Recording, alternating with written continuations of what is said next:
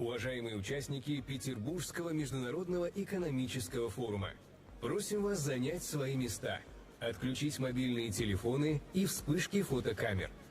Пленарное заседание начнется через несколько минут. Dear participants of the St. Petersburg International Economic Forum, you are kindly requested to take your seats, switch off your mobile phones, and disable the flash on your cameras. The plenary session is starting in a few minutes.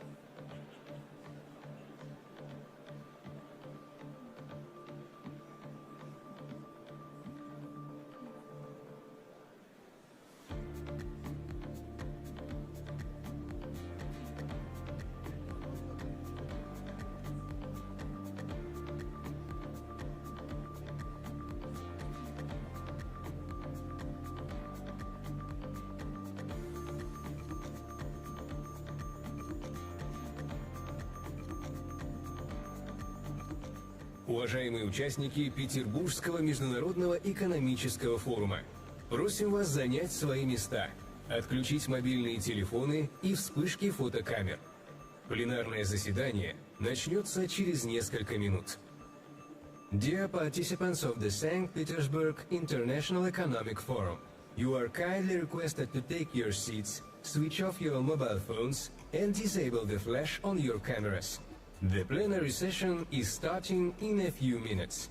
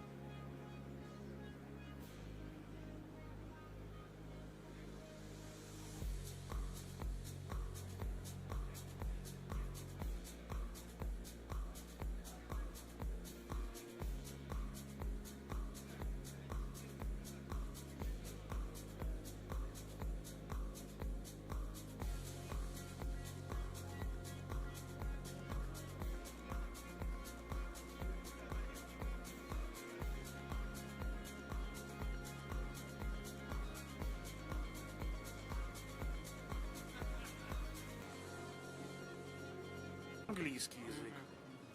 Понятно? Понятно.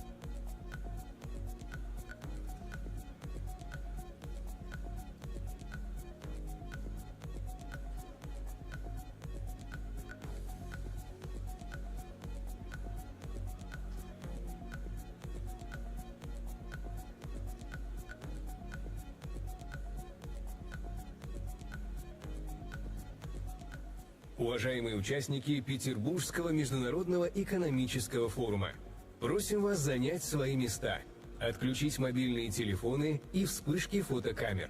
Пленарное заседание начинается.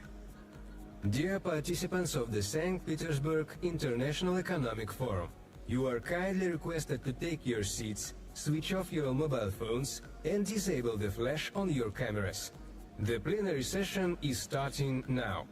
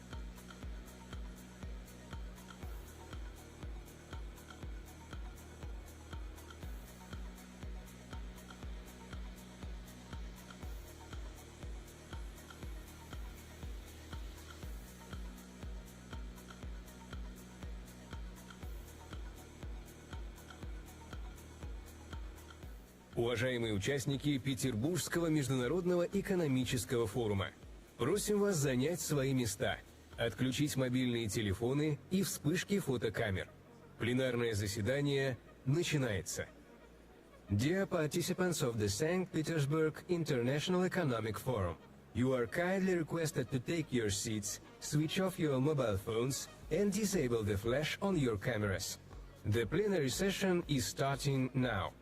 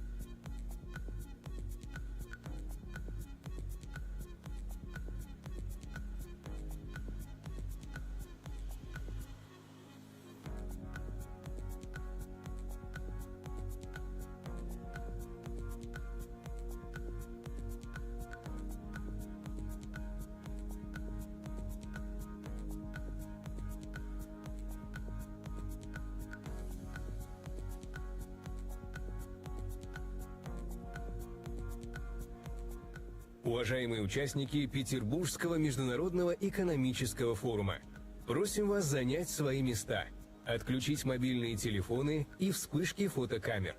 Пленарное заседание начинается. Dear participants of the St. Petersburg International Economic Forum, you are kindly requested to take your seats, switch off your mobile phones, and disable the flash on your cameras. The plenary session is starting now.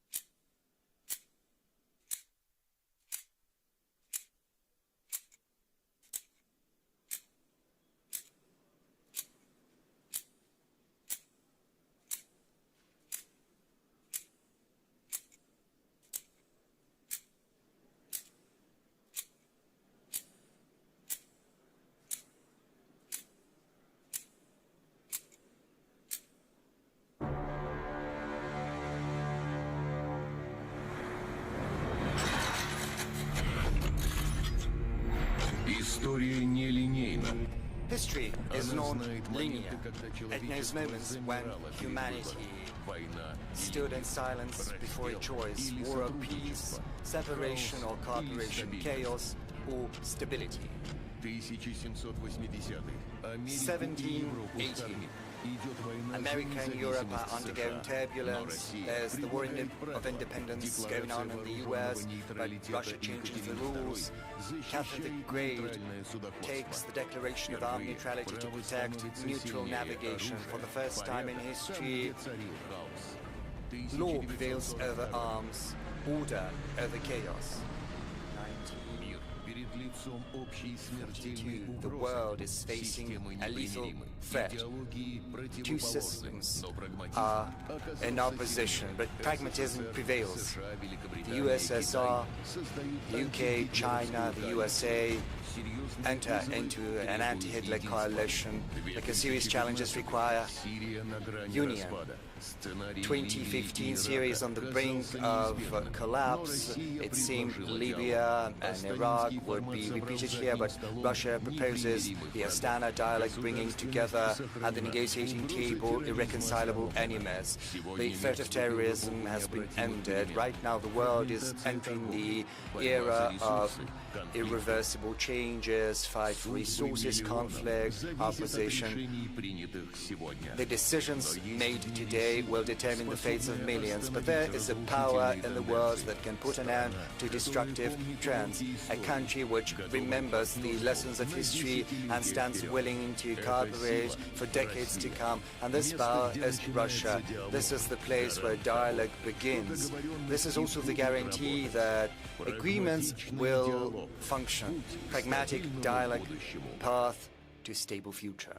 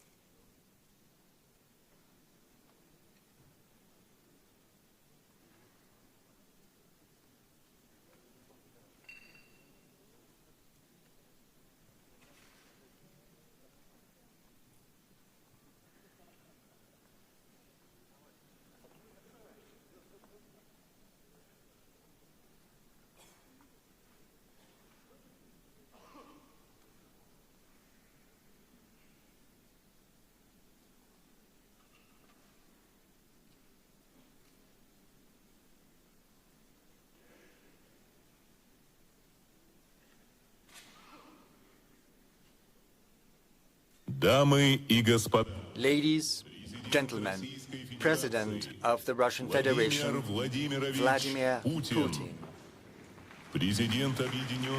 President of the United Republic of Tanzania, Samia Suluhu Hassan. President of the Republic of Uzbekistan, Shavkat Mirziyoyev.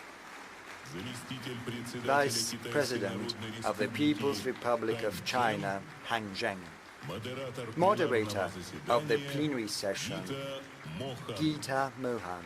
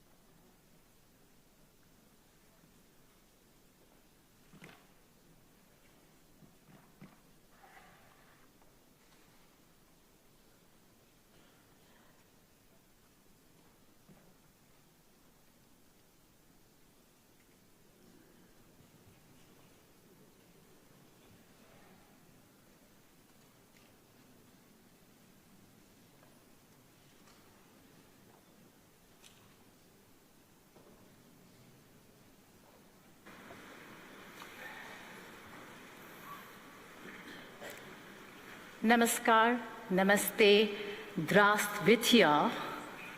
Hello.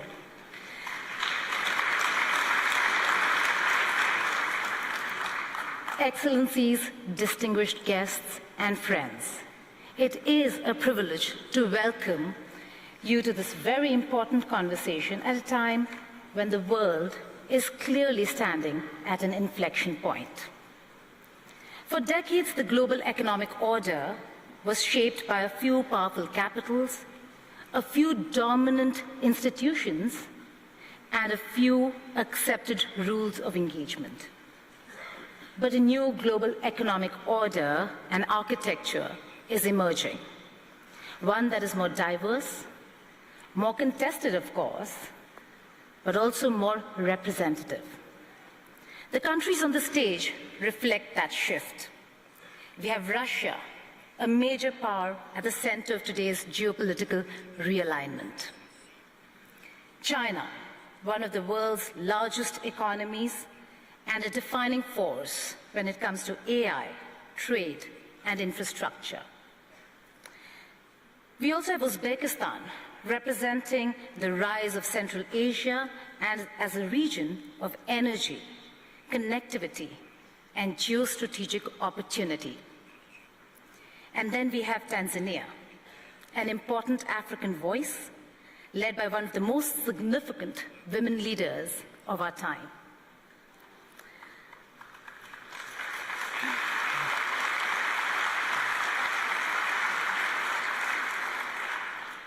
And of course, since the moderator is from India, we can say the stage also has a little bit of Indian spice, a little bit of balance, and just enough to keep everyone comfortable. The question before us is simple but profound. Are we witnessing only a redistribution of power, or are we witnessing the birth of a fairer world order? The era of being lectured, pressured, or bullied is seriously being challenged. At the same time, independence is not easy. Strategic autonomy comes with costs. So today's discussion is not merely about geopolitics. It is about price of sovereignty, something President Putin has emphasized time and again. Can countries protect their national interest without being forced into camps or being sanctioned? It is about whether a multipolar world will be genuinely fair or simply replace one center of power with several competing centers. It is about whether BRICS and South-South cooperation can move from rhetoric to real economic instruments. It is about whether alternative payment systems, new trade corridors, energy partnerships, and technology cooperation can give the Global South true agency. And it is about a new world order where countries no longer want to be spoken for, but want to speak for themselves. With that, let us begin our conversation today. I'd like to begin by inviting President of the Russian Federation, Honorable Vladimir Putin, for his opening remarks.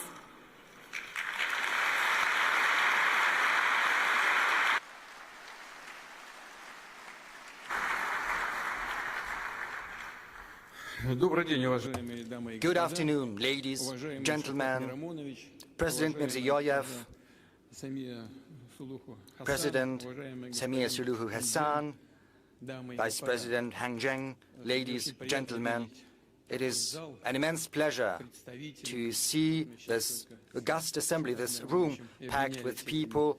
President Mirziyoyev and I have just exchanged our views, and he said the room is packed, which is testimony to the interest caused by the St. Petersburg International Economic Forum.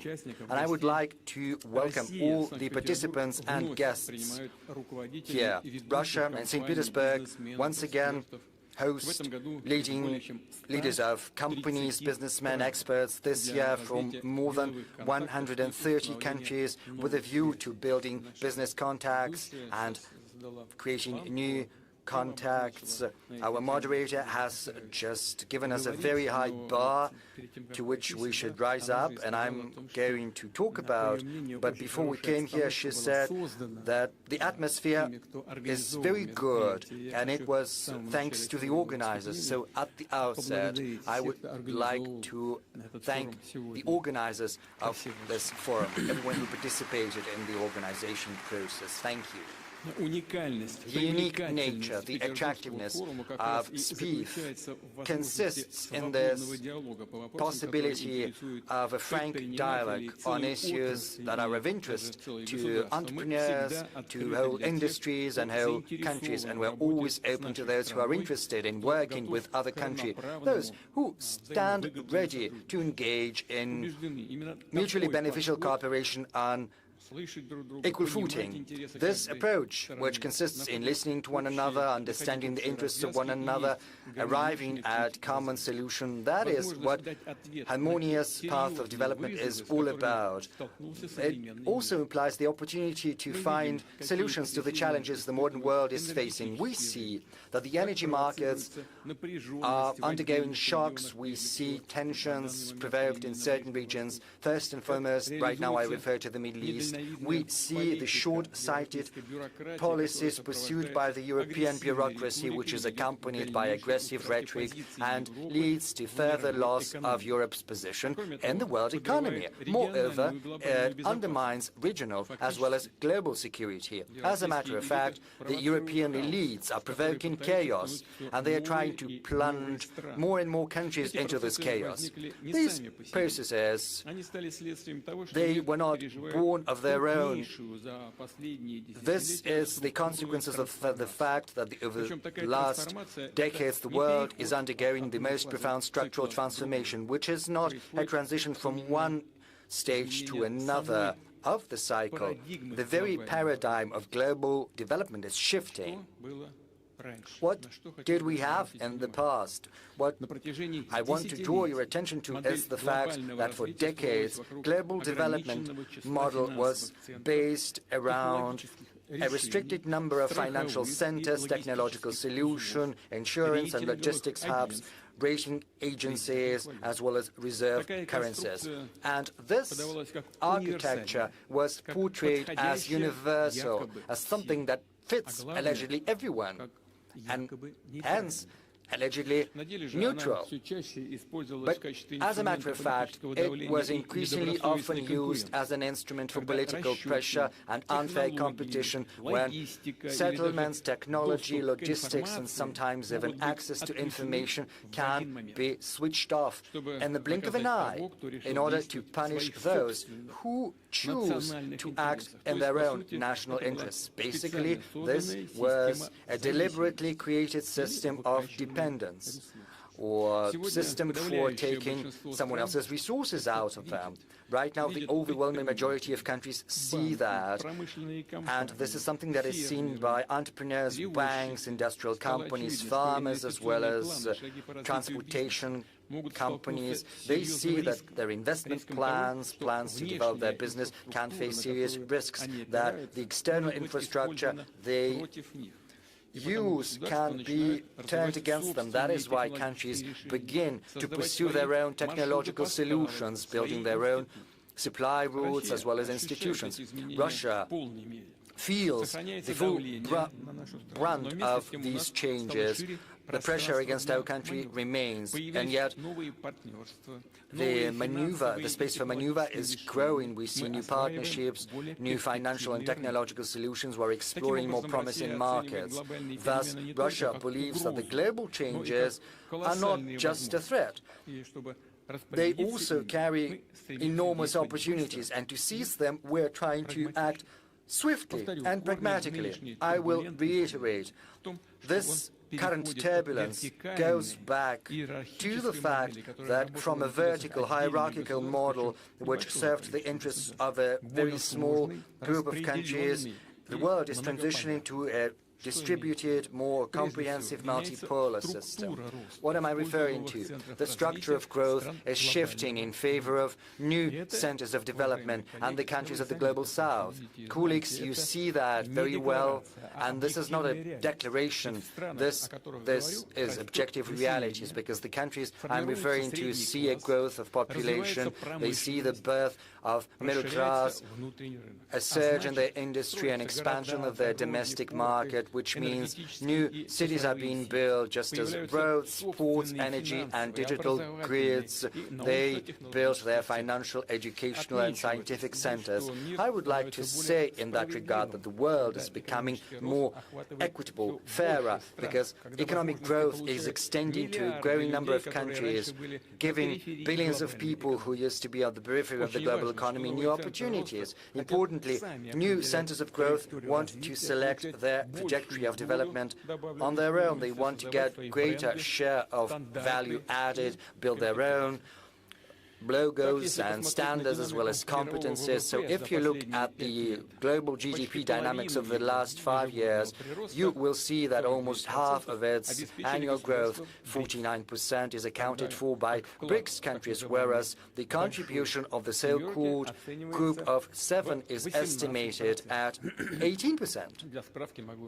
Just for your information, I can tell you that in 2021-2025, the global economy grew on average by 4.1%, annually 2% accounted for by BRICS and just 0.8% accounted for by the G7. Right now, the share of BRICS in the world GDP based on purchasing power parity stands at 40%, whereas the G7 share is less than 29%.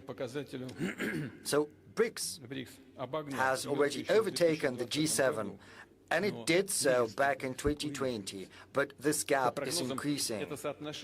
This gap is expected to grow in favor of BRICS. But what are the sources explaining this process? This is due to the fact that BRICS is going to grow at a steadily greater pace. The pace is greater right now, but this trend is going to persist.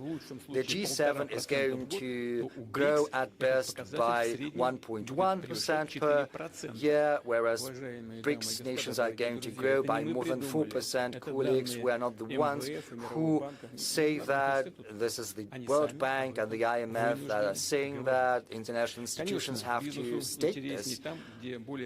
Of course, it is more interesting to go there where the development is more dynamic. There is a possibility for building your production and selling your products, and that is why the center of the global trade, as well as the financial system, is going to shift. It is already shifting, and this trend is going to persist. For many years, most flows of trade, capital, and information were going through a handful of Western infrastructure hubs. Even when a good was flowing from one Eurasian country to another Eurasian country, the settlements, logistics, insurance, arbitration were all based on the institutions of third countries, which generated additional costs and created political dependence. Right now, international trade is becoming increasingly efficient. We see growth of supplies without intermediaries. Settlements in national currencies are expanding, new corridors are being set up. In Eurasia, I refer to North-South corridor, trans-Arctic transportation route, as well as links via the Caspian Sea, Central Asia, the Black Sea, and the Middle East. All of these projects and logistics routes are the emblem of modern development as well as future development. To cite an example and to show that the global trade system ceases to be centered around the West, I can say that over the last 25 years, BRICS' share in the world trade in goods has more than doubled. Last year, BRICS accounted for almost 25% of the world export, and this indicator continues to grow steadily, inexorably, just as intra-BRICS trade is growing, and it has exceeded $1 trillion per annum.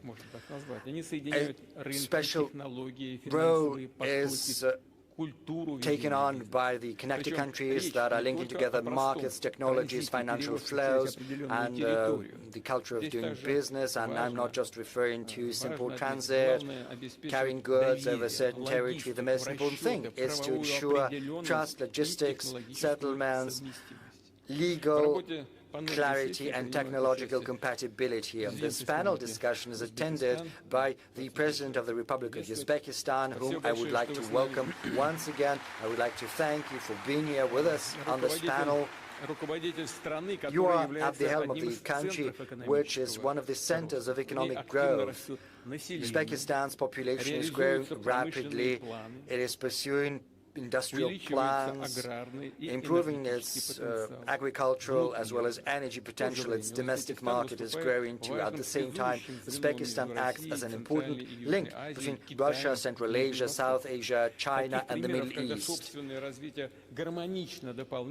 When your individual development is harmoniously complemented by advantages of links to other centers of multipolar world, well, these examples are going to be increasingly numerous, and this fully applies to another guest of ours from Tanzania. Once again, welcome, Madam President. Tanzania plays a similar role in East Africa.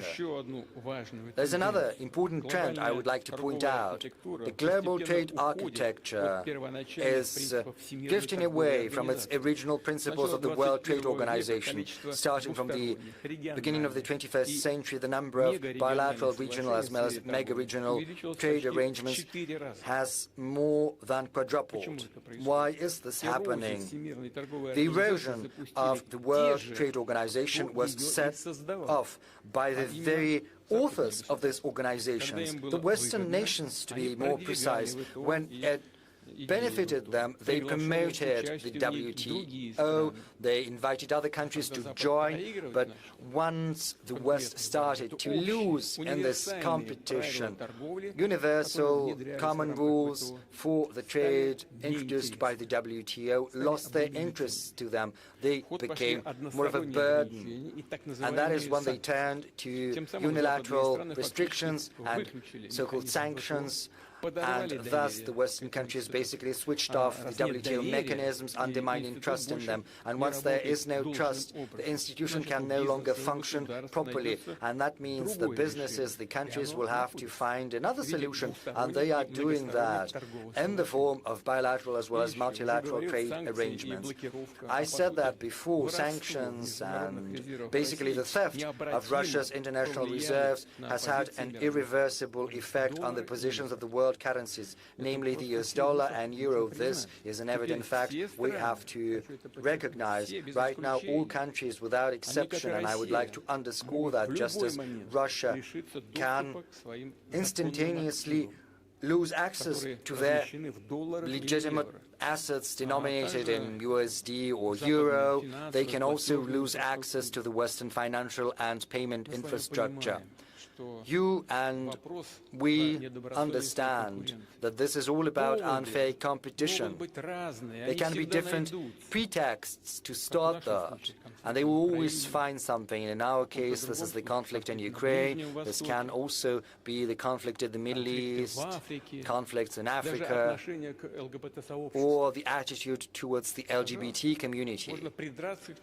You can find fault with anything. But the basic rationale is basically unfair competition. Another thing that undermines trust in the West is the deplorable state of their public finance. I refer to high public debt and high budget deficit. The Eurozone public debt rose to 81.7% of the GDP in 2025. The worst indicators, well, they are in Greece 146, Italy 137, France 115, Belgium 108%, whereas in Russia it's 16.4% only of the GDP. Well, it's floating a little bit. Yesterday I spoke about that, meeting the heads of information agencies, news agencies. Some experts say it's 15.8, but you know, the figures are incomparable.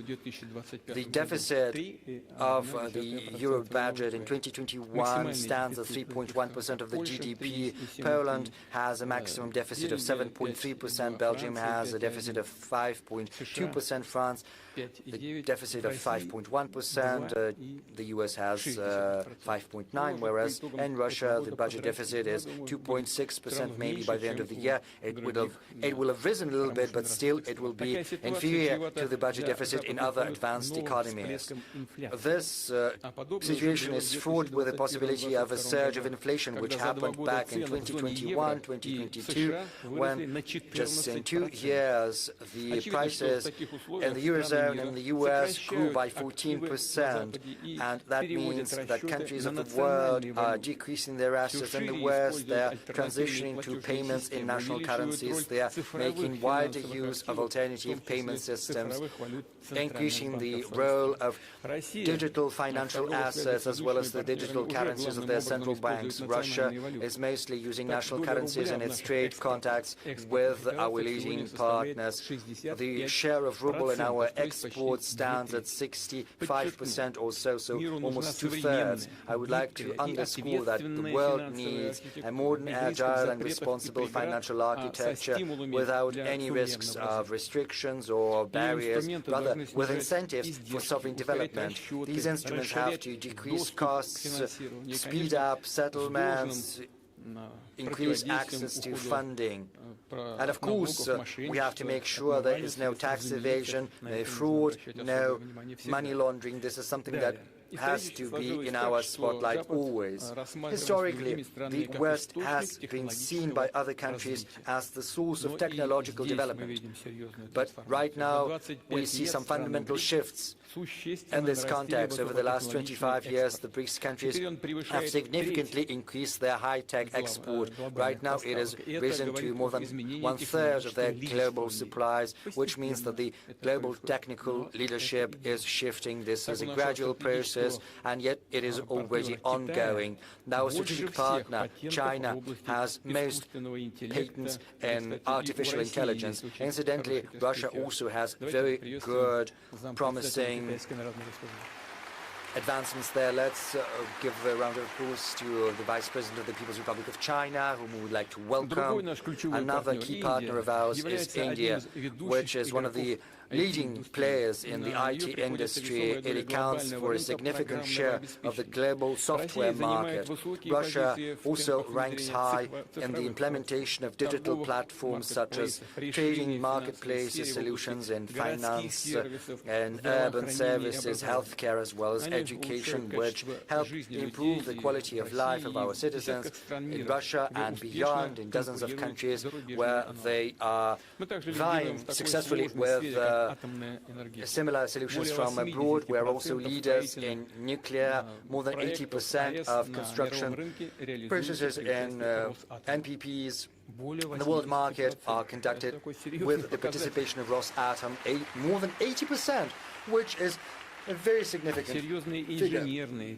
We have very good engineering as well as technical groundwork in managing water and energy resources, which is gaining an increasing attention in Asia, Africa, and on the world in general. I believe colleagues participating in the panel discussion will agree with that. It is evident that the global transformation is mostly due to technical progress. Experts believe there are 3 key technologies for today and for tomorrow that are capable of transforming the lives of our citizens, how our business is being done, and how the government is operating. I refer to artificial intelligence, which allows processing big chunks of data and making the best solutions in almost all fields. Another technology is autonomous systems, which can radically increase labor productivity and transform whole industries. And third, platform-based solutions, which allow market participants to work directly in real time and autonomously to exchange information and to conclude deals. Experts and scientists believe that the countries and groups of countries that have their own set of technologies in AI, autonomous systems and digital platforms will become centers of sovereignty in a multipolar world. Moreover, without these technologies, real sovereignty is going to be unachievable. I would like to underscore the technological base is of paramount importance to countries with big population, vast territories, and unique cultures. These countries can't act as simply consumers of solutions offered by someone else. Otherwise, they risk becoming subject to foreign control via foreign platforms. And the question is how these platforms are going to be used. So big countries, true civilizations, are facing a historical choice. Either they come up with their own platforms and technological systems, or they are relegated to the digital periphery. And one should not be laboring under any delusion. First, foreign services can be very convenient, but then, sooner or later, you will see what the price of this dependence is going to be. Russia has learned its lesson. We saw that certain suppliers of software left the market. We saw payments blocked. We saw how politics interferes within commercial relations. That is why we're going to strengthen our critical infrastructure, and we will only cooperate and interact with those partners that honor mutual reciprocal obligations and commitments. We have this experience with the People's Republic of China for many years. China is Russia's strategic partner, a genuine one. Our economic cooperation covers almost all fields, from high-tech to transport to mechanical engineering to energy. Distinguished friends, as I said, the global leadership in the world economic ties is conditional on whether the country can ensure its own sovereignty.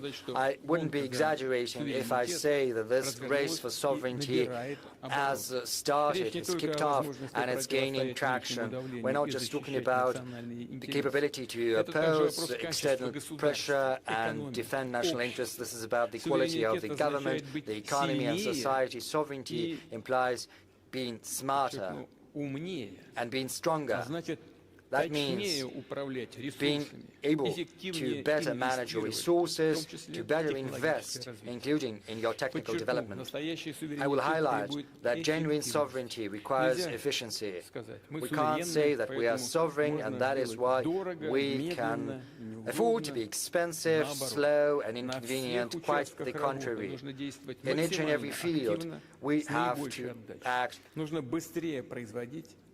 the best, with the greatest efficiency, producing better, increasing the income of the government, business and citizens. In difficult environment, Russia continues to reinforce its sovereignty rather than being isolated. It expands its circle of partners. It's true that the economic dynamics is moderate, and we'll probably get back to that, but I would like to remind you about the task fixed before the government starting from next year. We need to resume steady growth of our economy. We can only do that if we increase capital expenditure, launching a new investment cycle. In 2021-2024, investment growth in Russia was almost 38% in real terms. Last year, of course, there was a certain drop.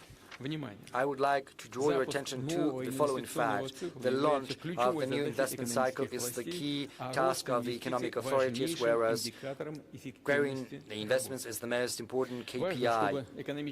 It's important that economic growth should be well balanced, it should be based on domestic demand and combined with further reductions in inflation. And inflation has slowed down significantly and it keeps going down. I think I mentioned that inflation in this year is expected to be around 5.2%. Colleagues and I are in regular discussions about the economic agenda, and I would like to point out that the industrial output, the GDP and consumer activity in Russia, all of that is now in the black. In April, industrial production in Russia grew despite all the problems that we have been facing. I think we will face questions about that today too. But at least in April, industrial production in our country grew by 1.9%, including the processing industry by 3.1%. While the retail volume of trade increased by 6.5%. In April this year, the GDP grew by 1.3%, and in January to April this year, the GDP grew by yet another 0.2%. Here's what I would like to say. We do hear certain criticisms from all parts, saying that we're going down. Yes, we have gone down to the exact level where the countries of the Eurozone have been for the past many years. The most important factor is that we have preserved the foundations of our macroeconomic policy, and I am sure that we will keep moving forward and upwards, and we must reinforce these trends. And the positions, the standing of our country in the world and our sovereignty must become ever stronger. Therefore, I would like to share certain ideas about what kind of sovereignty we require. Firstly, as stated previously, a sovereign economy is based on end-to-end integration of technologies, the use of advanced solutions, which simplify the work of businesses and automate numerous processes, and thereby assist us in increasing productivity and the economic efficiency in general. This is especially relevant in the areas of defense and security. Russia is showing good results in the integration of digital platforms in all the areas of our economy. Speaking of e-commerce, we see about a 30% growth a year in this field. Our country is one of the global leaders in this area. This shows the quality of Russia's digital platforms that bring benefits to the Russian producers and foreign suppliers as well. Today, I mentioned our friends and partners from the Republic of Uzbekistan. I will give you an example. The volume of trade in Uzbekistani goods using the Wildberries platform alone in 2023 amounted to $418 million. That was in 2023. In 2025, it amounted to almost $1.5 billion, potentially reaching more than $2 billion this year. What does this mean? The producers of various kinds of goods, including small and medium-sized enterprises and producers, use this platform to access the Russian market. And more than just the Russian market, they have access to other markets as well. And the volumes keep growing. And the people work more efficiently and make more money. Small and medium-sized enterprises are developing. And at the same time, this happens using modern logistics, modern systems of taxation and fee payment, and we can only welcome such solutions. The volume has already grown by 3.5 times and continues to rise, thanks to access to all the consumers on the Eurasian economic space. and access to the partner countries, for example, in the dynamic African continent. This is also what we see using our platforms. Today, this Russian platform opens opportunities for businesses to reach more than 500 million potential customers across the world, and the numbers keep growing. Therefore, Russian digital platforms become a true driver for developing our partners' economies. The introduction of platforms in Russia involves trade, transportation, finance, logistics, tourism, as well as healthcare, education, media, and other spheres. We must build up work in this area and continue integrating digital platforms using artificial intelligence and autonomous systems. We have adopted a national AI development strategy. I will ask the government to prepare similar national strategies for the development of autonomous systems and digital platforms. At the Future Technologies Forum, which will take place in the beginning of next year, I suggest discussing the development of ecosystems of digital platforms in the economy. I will ask the relevant interministerial work group under the presidential administration to support the preparation for this forum. The second point I would like to make.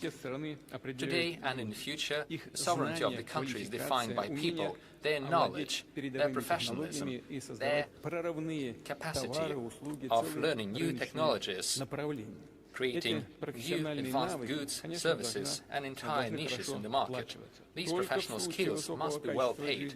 Only in case we ensure high quality of living and high salaries, our country shall be competitive and successful from the demographic standpoint. With our strong professionals who are ensured of their professional future and their careers, Russia has one of the lowest unemployment rates among all the industrially developed countries. It currently stands at about 2.2% of the economically active population. This is a very good figure compared to other developed states. To compare, I could say that Japan is close to us with 2.5% unemployment rate, India with 4.2%, the United States at 4.2%, and the Eurozone at 5.9% of unemployment. Over the past 5 years, salaries in the Russian economy have grown in real terms by more than 30%. I am talking about real terms, minus inflation. The rates are definitely high. Let me underline that further stable growth of salaries shall be linked primarily with increased productivity, as well as efficient organization of production based on modern technological solutions and our strong school of engineering. There is another matter related to labor mobility, when specialists can find more advanced and highly paid jobs at a new enterprise in a different region of the country, where professionals are more demanded and where they may find new industries from the strategic areas that create goods with high added value. We know that young people are the most mobile ones, those who have just graduated or are about to graduate from universities and schools. In order to ensure their professional start in the career, we agreed to legalize and create a legal framework for internships, defining the obligations of the employers and labor guarantees for the employees. We also agreed to modernize the student contract and to adapt it to modern conditions.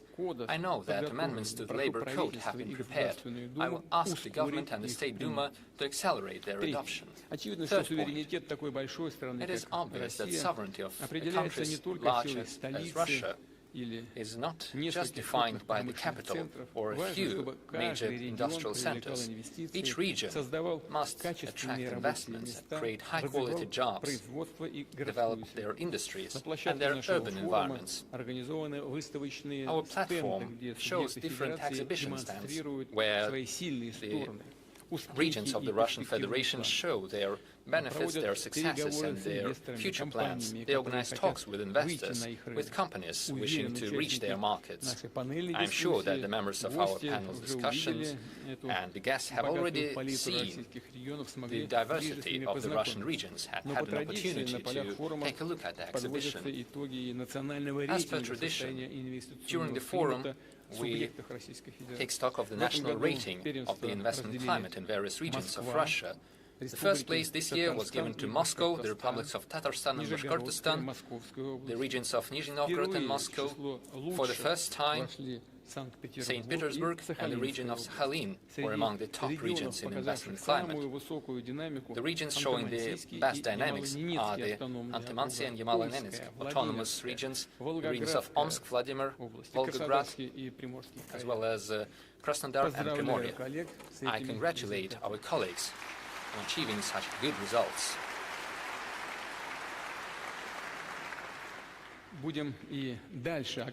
We shall continue providing the necessary financial support to the regions, including using the infrastructural budget loans. Over the past 4 years, this tool has been used to allocate over 1 trillion rubles to the regions. Up to 2030, we're expecting to send another 750 billion rubles. At the same time, we cancel the debts of the regions on budgetary loans. Over the past 2 years, this amounted to almost 440 billion rubles, and this year we will postpone the payment of such debts by over 100 billion rubles. The regions may allocate these funds for development projects. Let me add that starting this year, the national rating of the investment climate takes into account another area. I am talking about the reduction of the investment construction cycle on the cultural heritage side. Old houses, mansions, buildings. The priority is to repair them, to renovate them, make them available for visits by the citizens. This is especially relevant for the cities of central Russia, for our tourist points of attraction, including those on the world-renowned route of the Golden Ring. Let me take note of successful work on cultural heritage sites in the regions of Yaroslavl and Nizhny Novgorod, Lipetsk and Novgorod, as well as the Republic of Tatarstan. I hope that other regions will follow their example. Speaking of the restoration of cultural heritage sites and speaking of development of the regions of our country, it is important to use the capacity of our business partners, major enterprises playing a defining role in the economies of certain regions. A decision has been taken to prepare mechanisms for the involvement of such enterprises in the construction sphere, in the construction of social infrastructure, kindergartens, schools, hospitals and clinics. I will ask them to finish this work in the shortest terms. We have agreed that major state companies and corporations shall move from Moscow to the regions in order to decrease the load on Moscow and give a new push to the development of businesses in the regions, to increase their revenues and to create new jobs. Mr. Sobyanin, this wouldn't hurt Moscow, I believe. We have positive examples of such relocations of major enterprises, like the Roshydro Company and PSB Bank.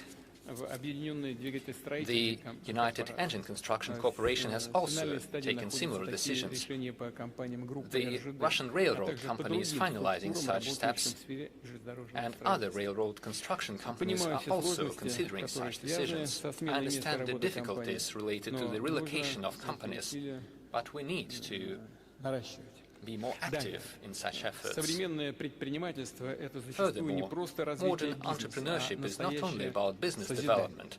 This is a truly creative work, which creates a more comfortable urban environment and entire new cities which are comfortable and attractive for life. We have such examples. I believe it is important to support initiatives of private investors, to give them more creative freedom, using new economic and constructive solutions to connect high-tech investments, tourism, culture, creative solutions and local identity as part of the special legal regime. We also need to consider the possibility of collective investment into urban environment projects. I'm talking about the mechanisms that would allow the citizens to be directly involved in the development of their own region or their village, to invest into the improvement of the places where they live. I ask the government, together with the Institutes of Development and the Strategic Initiative Agency, to establish the legal framework for that. The next point, a strong, sovereign, dynamic economy means more private initiatives.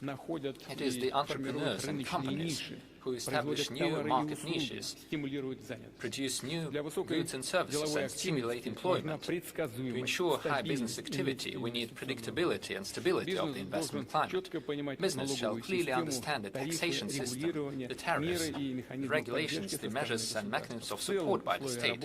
In general, they must understand the working conditions for years to come. We have already fine-tuned the taxation system, and we have created the system of supporting investments at the federal and regional level. We cooperate with the business community, and we have prepared the national model of target conditions for doing business. I'm talking about specific steps to simplify registration of companies and for filing financial and taxation reports. We shall continue such work, making it more comfortable to connect companies to the infrastructure, to improve the efficiency of law application and so on. Let me emphasize that the national model must bring tangible results for businesses and for entrepreneurs. I will say a couple of words about the systemic work with small and medium-sized enterprises. We have done a lot to make sure that the young entrepreneurs can easily start a new business, start their production and provide highly demanded services for the population. As businesses grow and develop, sometimes there are certain organizational difficulties and additional financial burdens, and not every entrepreneur is ready to deal with them. We must minimize such costs and ensure seamless transition of businesses to the higher category, including using ready-made digital solutions and individual support and assistance. I ask the government, together with the Web Bank and with the business communities, to prepare a concept for a smooth transition for growing businesses, which would encompass all the stages from self-employment to individual entrepreneurship and then to an enterprise with all the boons of corporate management. And we must take into account the transition of the economy to greater use of digital platforms. Let me point out the following. This topic has been in the center of discussions, as I know. Starting from this year, the revenue threshold for the application of simplified taxation system has been reduced. It currently sits at 20 million rubles, going down next year to 15 million rubles and down to 10 million in another year. We have discussed this issue with the business community in great detail, as well as with the chair of the government of the Russian Federation. I believe it is possible to postpone the further reductions of the threshold of revenue.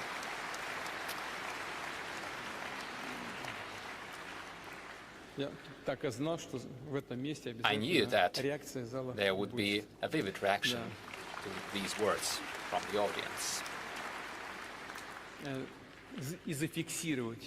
We must keep this at the current level. I will not give the specific timelines, but the further the better. I ask the government, together with the members of the State Duma, to take the necessary amendments, and together with the representatives of business communities, I suggest thinking about more preferential and comfortable rates and conditions for small and medium-sized enterprises in the production areas. I think this would have a positive effect on establishing a more fair and competitive business environment. This task of the so-called whitening of our economy has been set forward, and we will advance in finding a solution. And the next point, a strong and sovereign country cannot be closed off or isolated. Life has proven that we must produce critically important produce and goods. We must reinforce the infrastructure that has the highest importance for state security, for entrepreneurs, and for improving the quality of life. At the same time, we must build up links with our foreign partners, establish cooperation, advance trans-border projects. We shall continue carrying out our plans to expand our automobile roads and railroads. Using Russian technologies, we shall develop the network of high-speed railroads. We already have the pilot project, the Moscow-St. Petersburg Railroad. We shall also expand the capacity of seaports and the Trans-Arctic Transportation Corridor as a global artery. We shall develop Russian trade and ice-breaking fleet, build tankers and other vessels of different classes. Our goal is to become one of the top 10 countries in the deadweight of our trade fleet. I ask the government, the Transportation Ministry to continue working to increase the attractiveness of our national trade flag. Our own logistical and industrial, technological and financial resources and a predictable environment for business and professional development are great competitive advantages in the global market. These are the preconditions for successful work with the countries and the investors interested in cooperation and partnership, with those who want to build up mutually beneficial alliances with us, those who want to invest into Russia, into joint businesses, and invite our Russian companies for cooperation. I am sure that the organization of events such as the St. Petersburg Economic Forum shall make a great contribution into this major and very important work, allowing all of us to achieve new success, to ensure the flourishing of our countries and people. Thank you for your attention.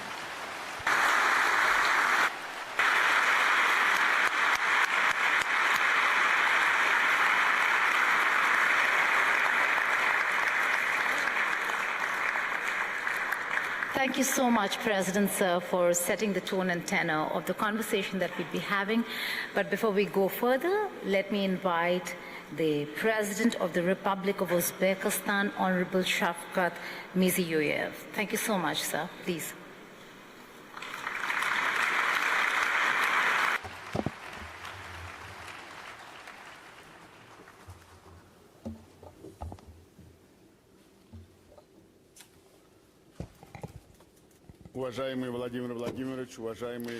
Dear Vladimir Vladimirovich, esteemed heads of states and government, ladies and gentlemen, first of all, I'd like to express my sincere gratitude to the President of Russian Federation, His Excellency Vladimir Vladimirovich Putin, for this hospitable invitation and all this warm hospitality, and we all feel it here in St. Petersburg. I would also like to welcome Her Excellency, the President of Tanzania, Madam Samia Suluhu Hassan, and His Excellency Mr. Han Zheng, the Vice President of the People's Republic of China. It is a great honor for me to participate in the St. Petersburg's International Economic Forum, which over the course of its 30-year history has become one of the most prestigious and sought-after platforms for discussing the key matters on the global agenda. I am delighted to be back in St. Petersburg, the cultural capital of Russia, a city with a special history linked to Uzbekistan, spiritual closeness and human destinies. That's the connection we have. During the harsh war years, many Uzbek people participated in the defense of Leningrad, while Tashkent sheltered more than 1.5 million evacuated children, women, and elderly people. The memory remains part of our shared moral fabric, the memory of the victory we share. Dear forum participants, today, right here on the banks of the Neva River, We remember, we recall the past, we reflect on the past, and we're also discussing the future and the new architecture of the global economy. Just now, Vladimir Vladimirovich has brought our attention to that. That's what we feel, that's the new architecture of global economy. There is transformation going through the whole world. Transportation routes are changing, new supply chains are being formed, modern technological platforms are emerging, and artificial intelligence is being deployed all over the industries. Fundamental rethinking, reassessment of energy, food and digital security is taking place. Competition is increasingly evident not only in the struggle for markets and natural resources, but also is shifting into the realm of technology, algorithms, logistics, and infrastructure. Amidst the turbulence in the global economy, states and regions that play a consolidating role, and I'd like to emphasize in particular consolidating role, and they are there to establish a proper area for cooperation, sustainability, and mutual benefit. Uzbekistan for millennia has been the heart of the Great Silk Road. Through Samarkand, through Bukhara and Tashkent, not only goods has been passed through that route, ideas and knowledge, culture and religion traditions also were intermingled. So that's why the openness has never been a choice for us, but a vital necessity and civilization code. Now it is taking a new content. Uzbekistan and Central Asia as a whole are emerging as an independent center for economic growth. Here, the transportation, technological, and demographic frames are there, and that's the future coverage. The crossroads of the main lines of communication between North and South, West and East is taking shape here. To firmly secure this growing trend, we urgently need connectivity of a completely new level. This involves not only linking traditional transport, logistics, and energy corridors, but also integrating digital payment and industrial infrastructure. A strong, consolidated, economically interconnected, open, and sustainable Central Asia would serve the strategic interests of all our partners. Ladies and gentlemen, Russia for Uzbekistan is more than just a regional neighbor. It is our time-tested strategic partner and ally.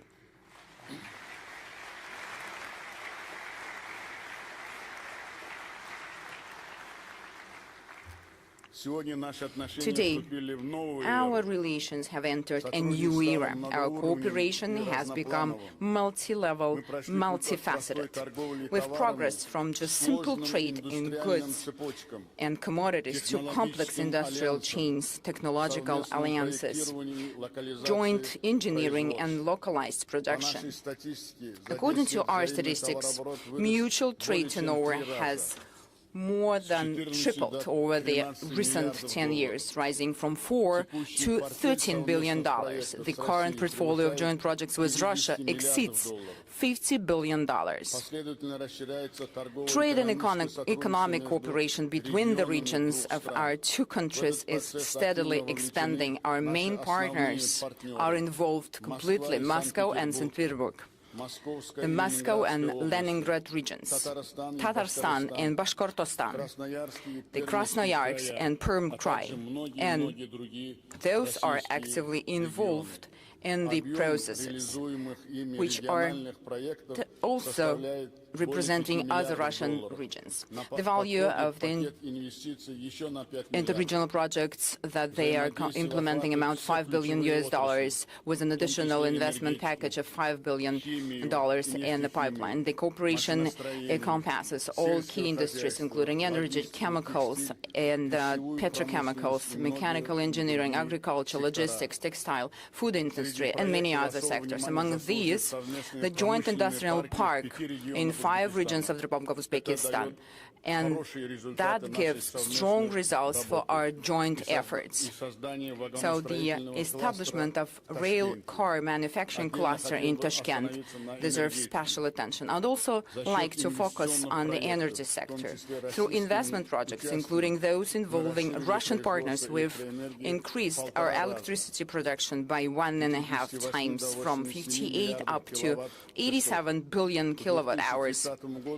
We plan on increasing generation up to 120 billion kilowatts by 2030, 54% of which will come from renewable energy sources. Our capacity will also be enhanced with the commissioning of the first hybrid nuclear power plant in Uzbekistan, with the great involvement of Russian Federation. Well, yesterday you were witnessing, we participated together with His Excellency Mr. Vladimir Putin. We've attended the first concrete pouring ceremony for the construction of the first nuclear power plant. For us, it's a long-term development project. We also develop our new School of Engineering. We adopt advanced technologies. We also intend to collaborate in other areas of the peaceful use of atomic energy, such as medicine, agriculture, industry, and science.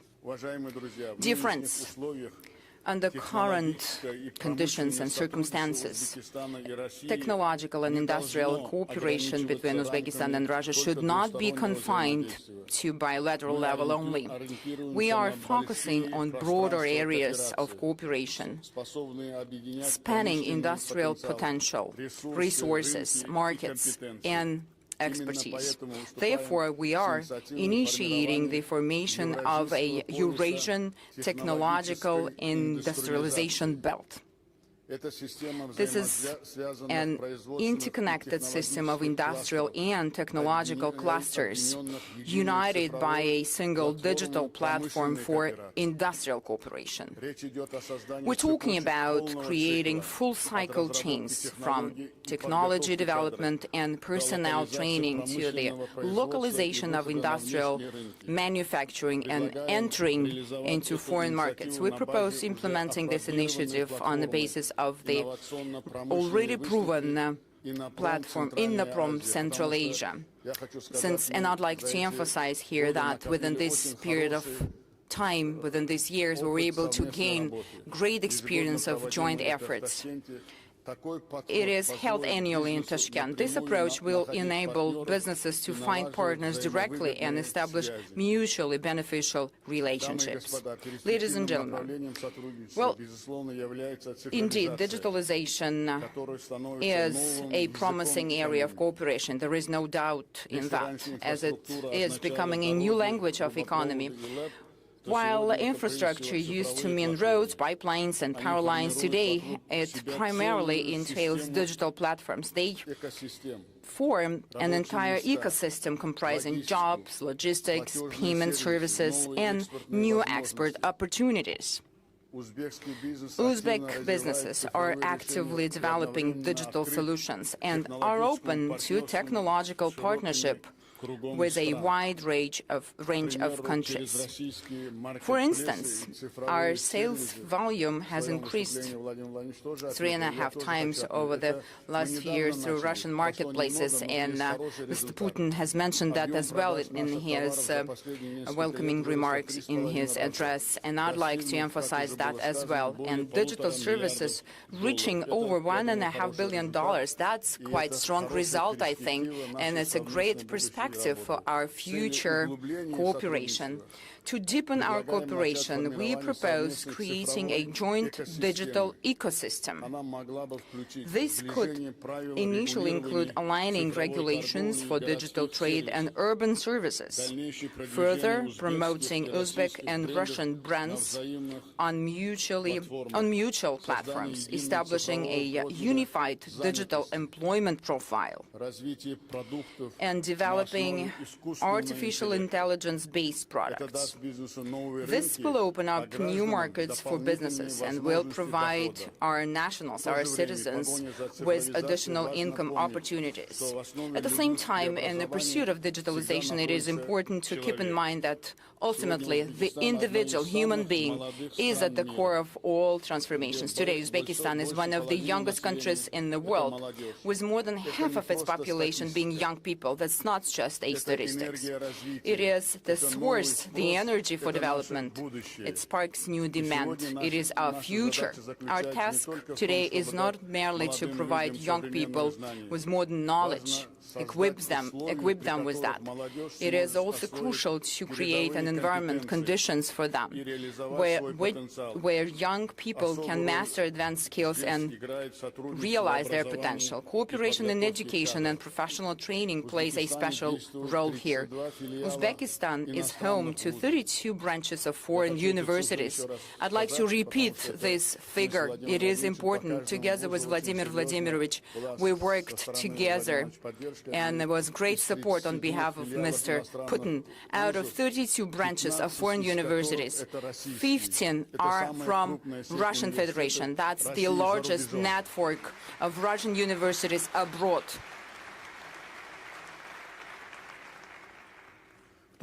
At the same time, vocational education is of a great importance, especially with an emphasis on implementing practice-oriented training programs. We already have some successful examples, such as launching of the first joint engineering schools in Almaty and Tashkent. Online learning services could be an efficient mechanism for cooperation in this area, as they would enable young people, even in the most remote regions, to acquire the necessary knowledge. That would fundamentally change the labor mobility model and elevate its organization to a qualitatively new level. So in that regard, we propose creating a joint online platform for human capital development. The platform will link education, professional training, and the labor market. The system could integrate educational programs, language and IT courses, support for young entrepreneurs, and access to employers. For the youth, it will be a clear pathway into new economy. For businesses, it will be a great access to a pool of trained specialists. For universities and colleges, well, they will benefit from connection to real market demand. For Uzbekistan and Russia, it represents a long-term, and that's the most important thing, investment in our most valuable asset, our people. And if Vladimir Vladimirovich would support me on that, we will task our respective ministries to launch such a platform without any delay. Vladimir Vladimirovich, can we do that? And I would like to highlight tourism as a separate humanitarian foundation for our partnership. This industry is best suited to foster the economy of trust. When people come to Uzbekistan, they experience not only monuments and cities, but also the culture, hospitality, the business environment, and business opportunities. In 2025, we hosted nearly 1 million Russian visitors, and we are ready to welcome even more this year.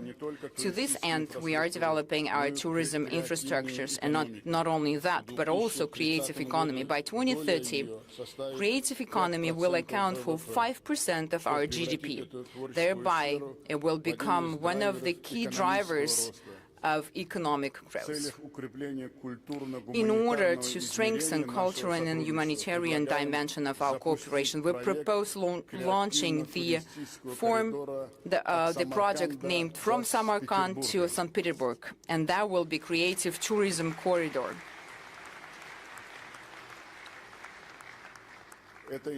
This initiative involves organizing joint art and film festivals, museum exhibitions, culinary weeks, and musical events. Yesterday, Uzbekistan cultural and artistic projects were launched at the Mariinsky Theater and the State Hermitage Museum. Dear participants of the forum, the year 2026 holds special significance for our country. We are approaching a landmark milestone in our systemic reforms. A decade ago, we embarked on the construction of a new Uzbekistan based on openness, inclusivity and pragmatism. Over these years, we've established a strong foundation for long-term growth, including a favorable business environment, a stable industrial base and new infrastructure. Our economy has grown. In 2016, our economy was only $50 billion. Now, within this period of time, up to the end of 2025, it has increased up to $147 billion. And we forecast growth of over 8% this year. During the period of reforms, we've attracted more than $150 billion in foreign investment and launched thousands of modern enterprises. Export of commodities and services have almost tripled.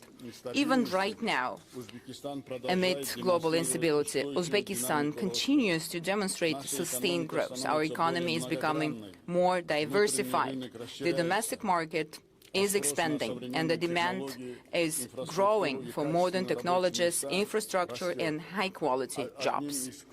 One of Uzbekistan's key strengths is its young, vibrant, and rapidly growing population. This provides a long-term foundation for the development of entrepreneurship, technology, services, and industry.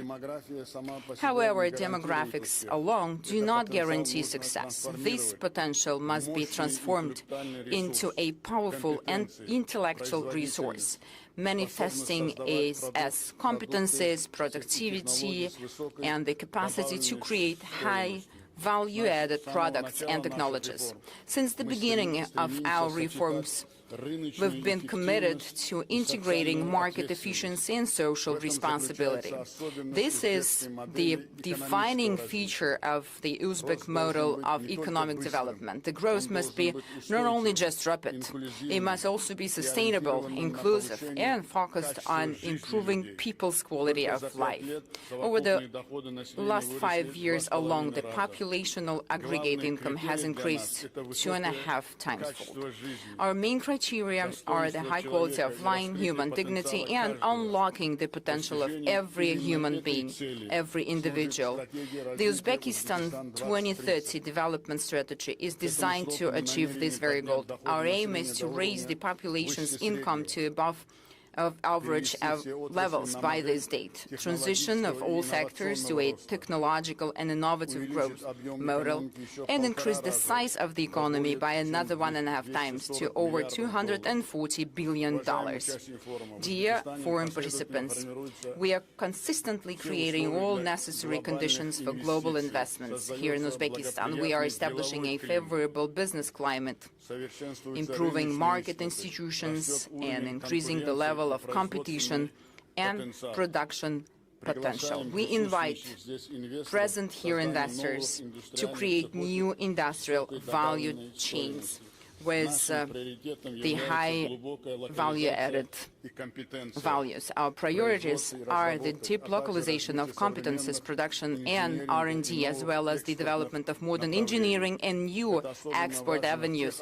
This is particularly important in the sectors where the new economy is taking shape today: industrial processing, agri-tech, biochemistry, robotics, digital solutions, artificial intelligence, and infrastructure projects. We see great potential for cooperation through public-private partnerships in the various sectors, including energy, aviation, education, and geology, and many other areas. We offer interested partners not only the access to growing domestic market, but also the access to neighboring countries and regions. Dear friends, Uzbekistan is a reliable and predictable country for the global business community. The trend of our economy towards the highest level of openness is objectively confirmed by leading rating agencies. This year alone, our country has risen has risen another 14 places in the index of economic freedom. In recent years, we've placed $16 billion worth of sovereign and corporate bonds on international markets. Last month, the London Stock Exchange hosted the initial public offering of shares of the National Investment Fund of Uzbekistan that consolidates the assets of our major state-owned companies. In order to further develop the capital market and create a sustainable financial and investment platform that operates according to the best standards, we've started to set up the Tashkent International Financial Center. The center's special legal and tax regime will provide investors with convenient tools and reliable guarantees for conducting business. Taking this opportunity, I would like to invite all of you to the Tashkent International Investment Forum, which will be held on June 16 through June 18, and that will provide an opportunity to gain first-hand experience of the opportunities and prospects of new Uzbekistan. Ladies and gentlemen, the theme of this year's forum, the motto of that, is quite symbolic. It's pragmatic dialogue, the path to a stable future. Indeed, open and respectful dialogue has become the main prerequisite for sustainable development today. The new opportunities arise where there is trust, a willingness to cooperate, and a commitment to finding solutions together. The partnership between Uzbekistan and Russia is a prime example of this kind of interaction. I'd like to once again express my deepest gratitude to His Excellency Mr. Vladimir Vladimirovich Putin, the President of the Russian Federation, for the invitation to this major international forum and the opportunity to present the development priorities of New Uzbekistan. In conclusion, I wish all the participants productive work and meaningful exchange of views. Thank you for your attention. Ladies and gentlemen, that's the President of the Republic of Uzbekistan. I'd now like to invite the President of the United Republic of Tanzania, Honorable Samia Suluhu Hassan. Madam President, the floor is yours.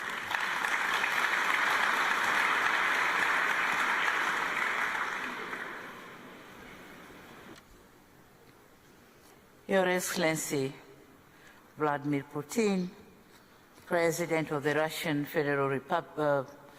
Federation, and our gracious host, Your Excellency Shavkat Mirziyoyev, President of the Republic of Uzbekistan, Your Excellency Han Zheng, Vice President of the People's Republic of China, honorable ministers and heads of delegations, distinguished captains of the industry, scholars and friends of Africa, ladies and gentlemen.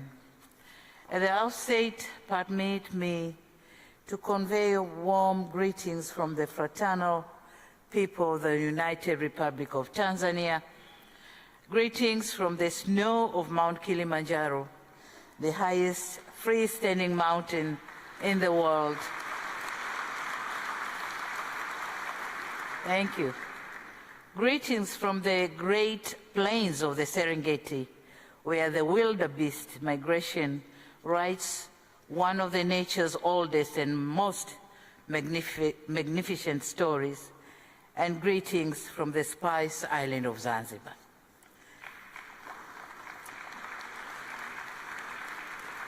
It is a profound honor to stand before you before this distinguished plenary, a stage that for over 29 editions have become one of the world's most significant platforms for candid economic conversations.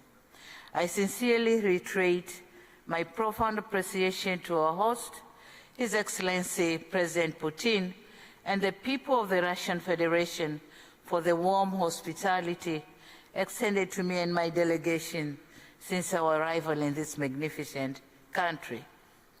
Excellencies, as you may be aware, Tanzania and Russia share a long-standing partnership that spanned more than 6 decades. In December this year, our two countries will commemorate 65 years of diplomatic relations. Certainly, we do not take this milestone for granted. We treat it as an enduring testament of strong commitment to a mutually beneficial partnership that seeks to uplift the lives of our people. Excellencies, Tanzania is one of the fastest growing economies in Africa. Our economic growth currently stands at 6% and projected to expand to 6.3% by the end of this year. The goal is to attain an upper middle income economy status with a per capita income of around 7,000 United States dollar, in line with the Tanzania Vision 2050. In order to achieve this goal, we are building three pillars at once.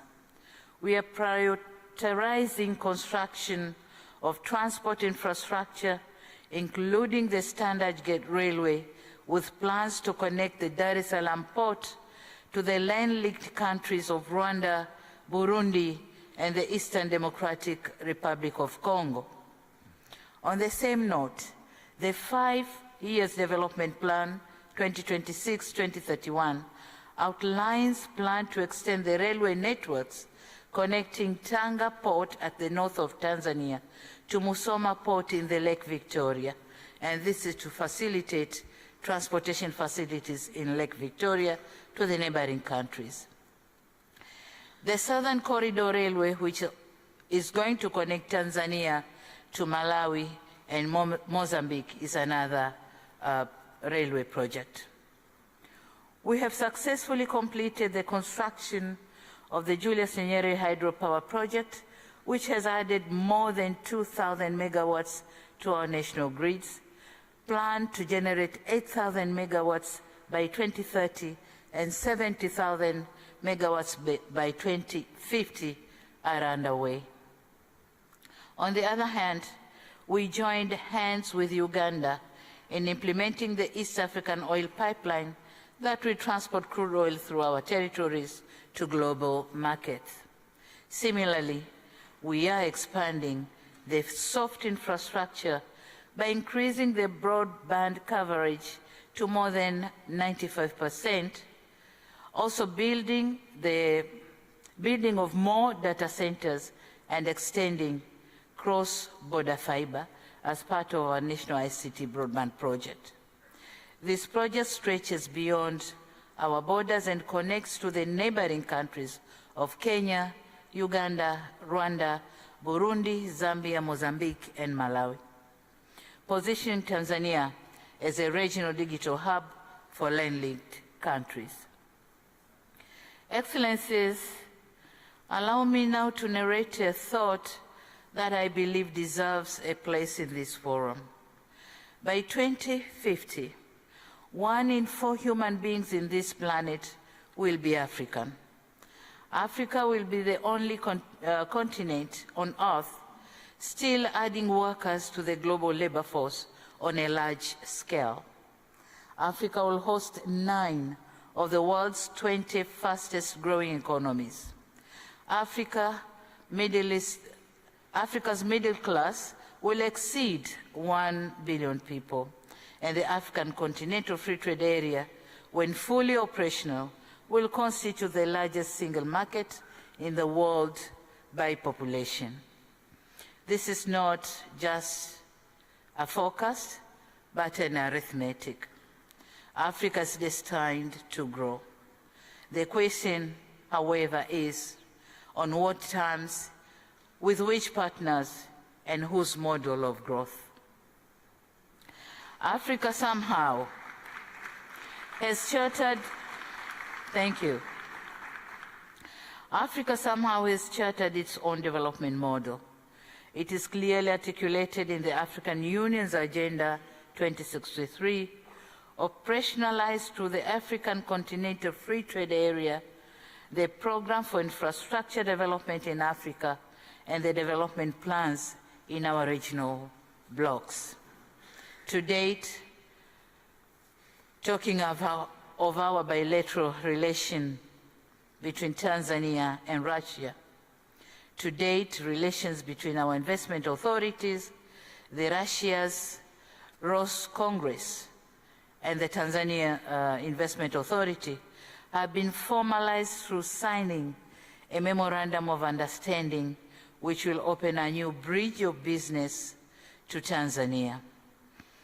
Concrete steps have been taken to review our laws and regulations for purposes of creating favorable investment environment and henceforth attracting more capital investment. In 2025, we created a one-stop center for all investors coming to Tanzania.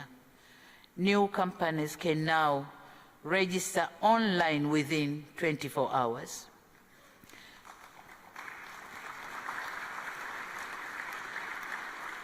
And this has transformed Tanzania into the fastest growing investment destination in Africa, receiving around 12 billion worth of foreign direct investment in 2025 compared to merely 3 billion in 2021. We are proud to say Russian enterprises have contributed to this growth trajectory.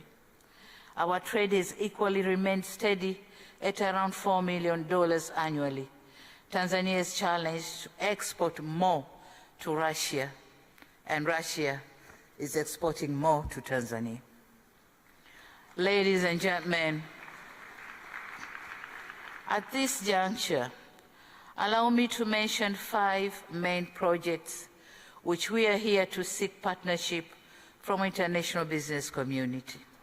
First, we are delighted to inform you that Tanzania is embarking in one of the most ambitious port infrastructure development encompassing special economic zone. And this is being done just 4 kilometers north of our commercial city, Dar es Salaam. We are turning a small historic trade vicinity into a global hub of commerce, manufacturing, and maritime sector development.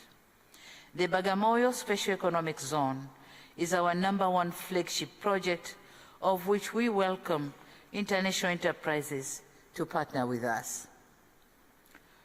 Moreover, we are developing a complex Mangapwani port, transshipment port in our beautiful island of Zanzibar.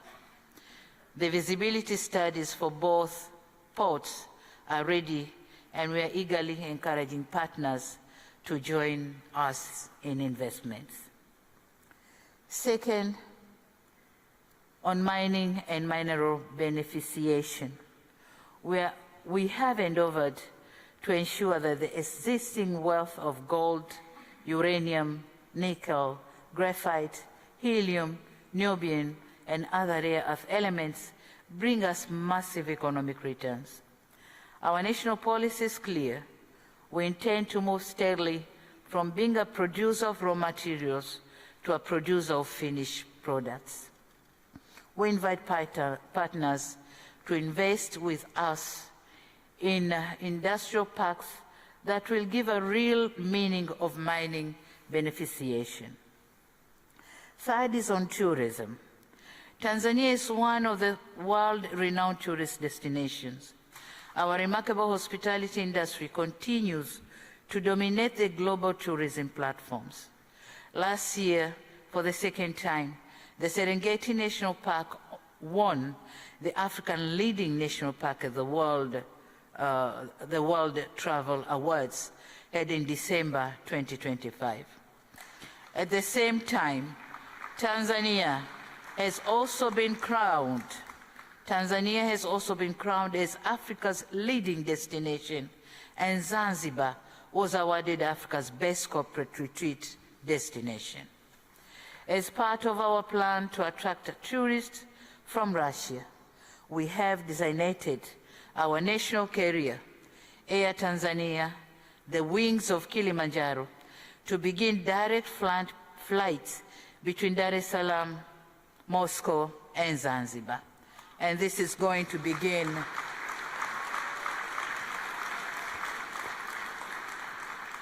The first flight is expected to be on the 2nd of July this year.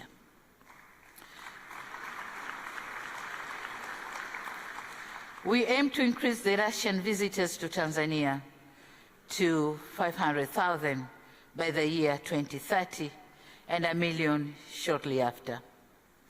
Fourth, as part of efforts to transform the agriculture sector and enhance food security, we have prioritized local fertilizer production to sustain our growing domestic demand. Since Russia is the world's largest exporter of fertilizer, Tanzania highly encourages establishment of the local fertilizer plants geared to serve the country and the region at large. Fifth, on the critical area of energy generation, Tanzania has huge deposits of uranium. Our main target is to use some of it in generating nuclear energy to meet the growing demands, which is expected to reach 8,000 megawatts by 2030 and subsequently 70,000 megawatts by 2050. It is in this context that Tanzania is advancing to nuclear energy as part of our long-term strategy to diversify our energy mix and support sustainable economic growth. To guide this effort, we have developed an ambitious national roadmap for nuclear power development, including the use of small modular reactors in our long-term energy strategy. And here, the Rosatom company of Russia has shown great interest, and we are under discussion with them. In conclusion, Excellencies, it suffices to say that the world is moving faster than that necessitates developing countries to keep the pace. We must go where the wind blows. Indeed, this is a time for partnership, clarity, and trust. Above all, it is a time for us to take charge and realize our full potential. In this situation, I dare say that Tanzania is open for business. Tanzania is ready for new ideas and innovation. Tanzania is open for collaborations with international partners. This meeting has been a useful platform for enriching engagement in such endeavors. We are confident that the outcome of this forum will contribute significantly to promoting greater partnership in trading and investment. Your Excellency, President Putin, permit me once again to reiterate my gratitude to you, Your Excellency, for the generous invitation to be part of this important engagement. I also look forward to closer and greater economic collaborations between Tanzania and the Russian Federation, as well as other international enterprises who are ready to work with us. Asante sana, spasiba bolshoi. Thank you very much.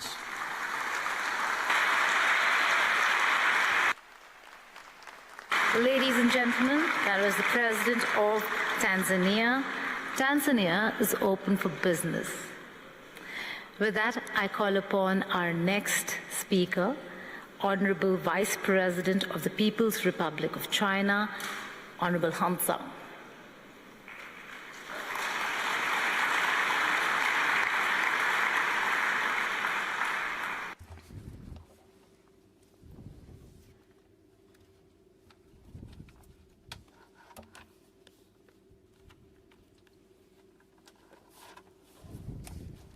尊敬的普京总统 Esteemed President Vladimir Putin, 尊敬的坦桑尼亚总统 esteemed President of Uzbekistan, President of Tanzania, 非常高兴和 dear ladies and gentlemen, it is a great honor for me to take part in the 29th St. Petersburg International Economic Forum. 本届论坛呢 The current forum is held under the slogan, the pragmatic dialogue pathway to a stable future.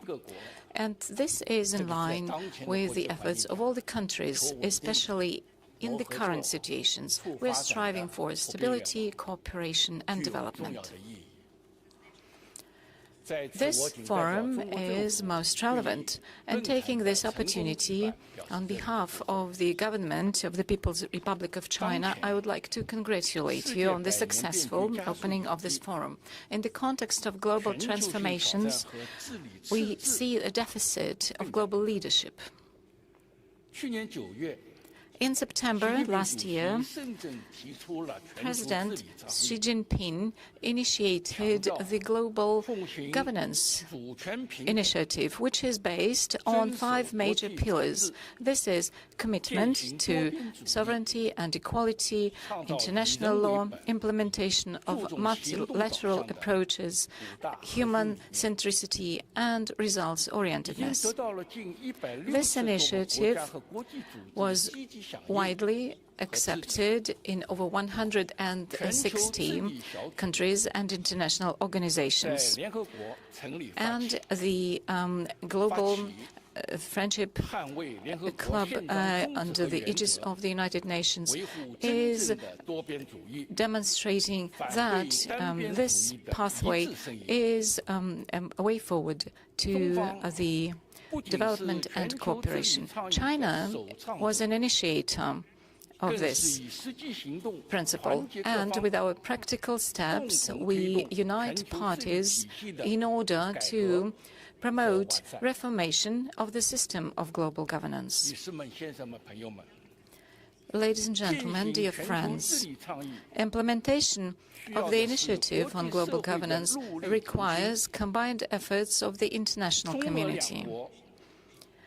Being the leading world powers and the permanent members of the Security Council, the United Nations, China and Russia have an important mission in transformation of the system of global governance.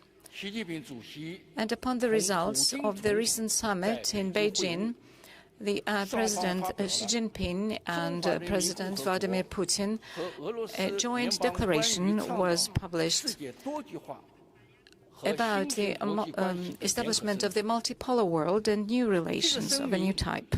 And this document reflects the solid commitment and responsibility of both China and Russia as leading players in promoting a more fair and equitable world governance system. China is ready, together with Russia and other countries, to strengthen cooperation within this initiative on global governance, develop peace where openness, tolerance, equitability, fairness, and mutually beneficial cooperation will be governing. And I would like to share with you the following ideas. First of all, we need to promote the principle of equitable cooperation, and we need to stand for world governance principle on a mutual utilization of resources. In the conditions of protectionism, the world community seeks for valuing major principles and multipolarity factors. We need to follow the genuine multipolar principles, participation of all countries in equal decision-taking and equal participation in global governance.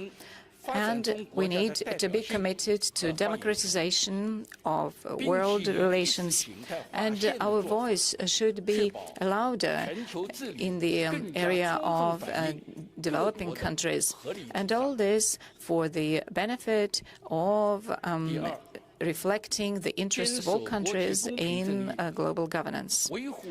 Secondly, we need to protect international justice and the authority of the United Nations.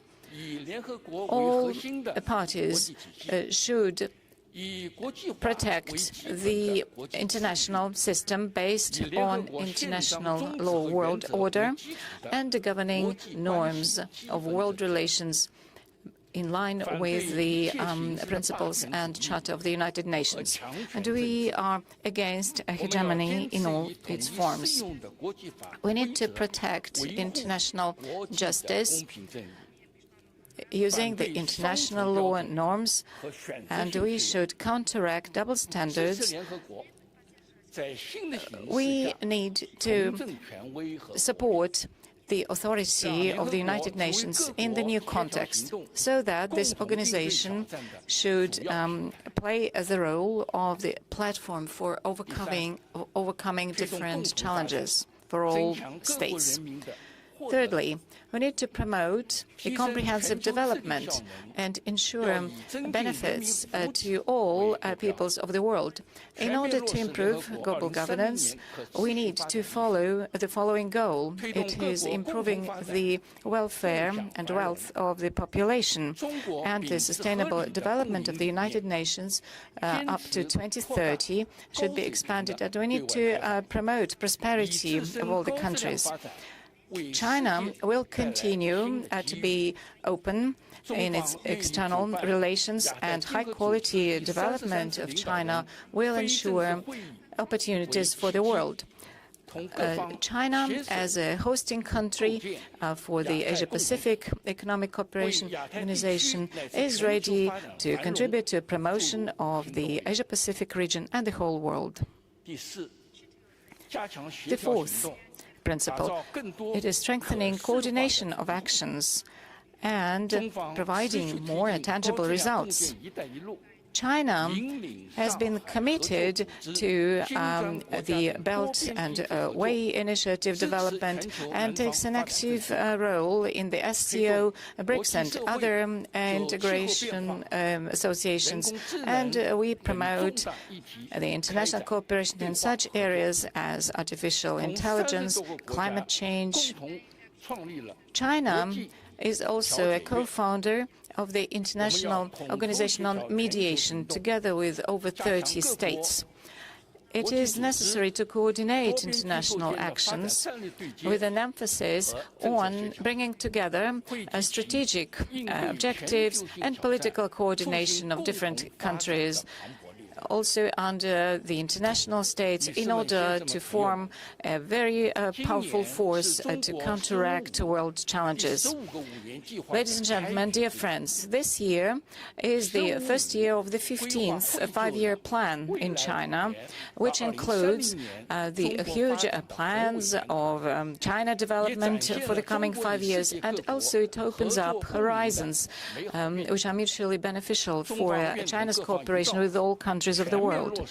China is ready to implement the initiative on global governance and also to strengthen the more rational global governance system, and hand in hand to open up a new bright future for the whole mankind. Thank you for your attention. Thank you so much. That's the Vice President of the Republic, People's Republic of China.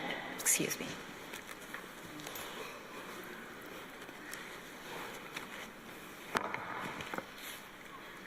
We're now going to open up the Q&A session, and we begin with what this room looks like. 130 countries, representation from not just the global south. We're looking at America for the first time being represented in this room. Yes, Rodney M. Cook Jr. right there in front of me.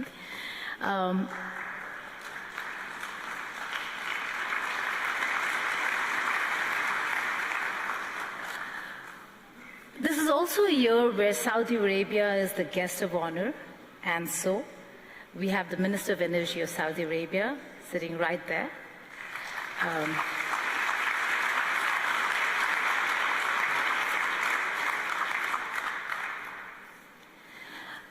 So, Honorable President Putin, my question to you is, with 130 countries being represented in this room, when the world talks about economic isolation of Russia, does this look like isolation? And pardon me for being a little forward when it comes to thoughts and opinions. Is it Russia that is isolated, or is it partly Europe today that stands isolated?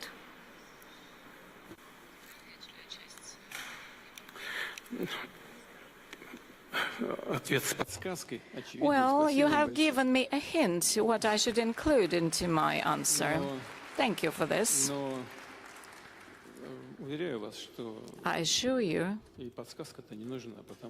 it is absolutely obvious because this isolation has never taken place. The initiator of this isolation was the previous administration of the United States. Everybody is aware of this. And then European satellites followed those efforts. And currently, they're even more successful than the US administration. But initially, it didn't exist. And thanks to cooperation with some partners, including in the United States, we were not isolated. All right. Here, we have representatives of one energy company, and the previous US administration was trying to fight our LNG project. But as soon as this project began functioning, the first LNG was sent to the United States. Then uranium, yes, we are delivering uranium to the American market. And the first country, in terms of the volume, yeah, it is an American company. Then there's an international company with participation of European and American capital. And the third one, in terms of volume, is a Russian one until now. All right, so everything is functioning. So Americans are pragmatic, and we have to use them as an example. So whenever it benefits them, things went on. We still keep energy projects going in the Russian Far East with certain countries that formally, officially have announced their withdrawal, and yet they still remain in these projects. They keep progressing, and I'm not even talking about our friends. They're not just friends. I would like to highlight that. Our reliable partners, I refer to African countries. I refer to countries of Asia, India, naturally. India, which has never followed any diktat from abroad, or the People's Republic of China, whose sovereignty and sovereign decision-making can never be contested. And as far as organizations, international ones are concerned, we have been working, and we have been working with our partners and historical neighbors, so everything keeps going, progressing. There is not much damage to us, and as you've pointed out, we see official representatives from the United States of America. I know there are representatives of Europe, and this is something we welcome. We have never isolated ourselves from anyone, and if the situation has changed in a way that we've got people from these countries, this is something we can only rejoice in, welcome. I promise to stick to the economic questions, but being a journalist, I have to ask you this. The Ukrainian President Volodymyr Zelensky wrote an open letter, and he's not just offered direct talks. In the same breath, he's also directly threatened you and has called this your war. I'd like to quote him, if I may. He says, "Our long-range drone paid a visit to your forum in St. Petersburg, covering a distance of more than 1,000 kilometers. He says, this war is your personal choice, a war without a real cause. We hear you are comfortable with the war, not in those cases when it comes to security of your residence in Valdai or your parade in Moscow. Your own life is valuable to you." He adds, "You will have to fight much harder for your own existence, not Russia, but your own." He has proposed to set a clear date for a meeting between you and him. Your first reaction, sir?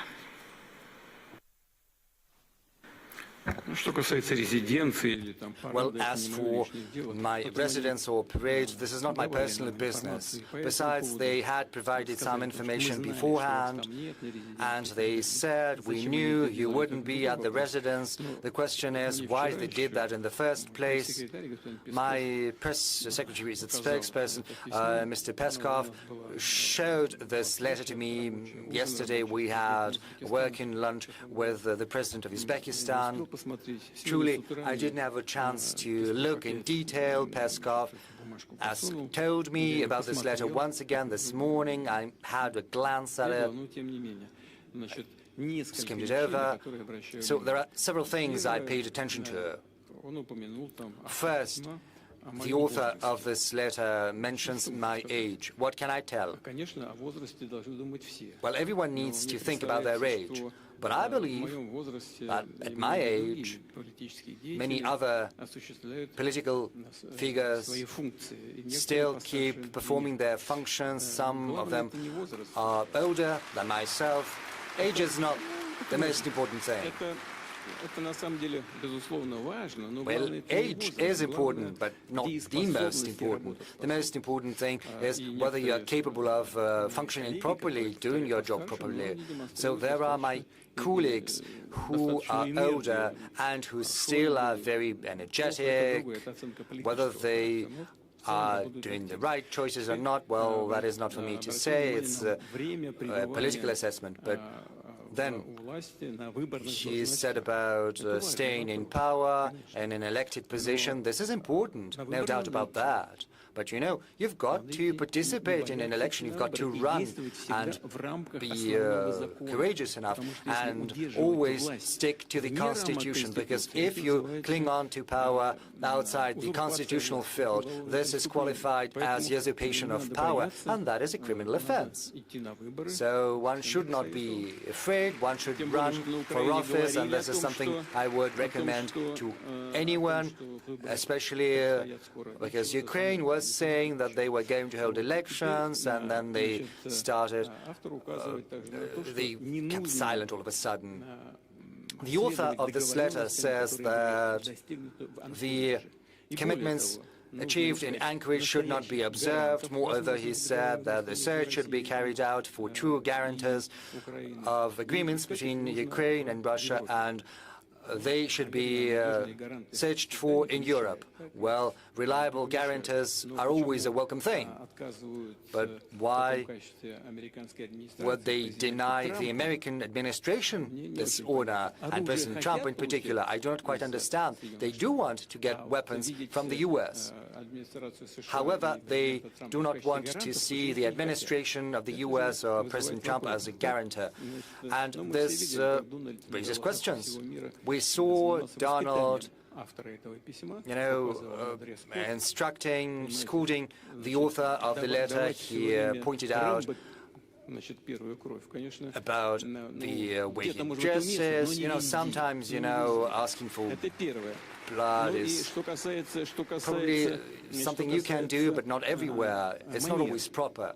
Now, as for the manners, as it were, on the whole, I would like to thank Donald for this work. It's useful, but there are other things that still need to be done. This has to be continued.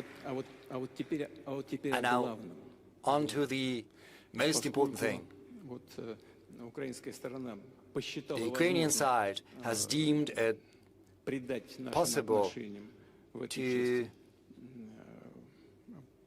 give a public, open dimension to our relations. They thought it proper to put it into the public field, which I do not think right, absolutely right. I think it's absolutely improper, but still, it gives me the right to say several things that few people are aware of, or maybe no one is aware of.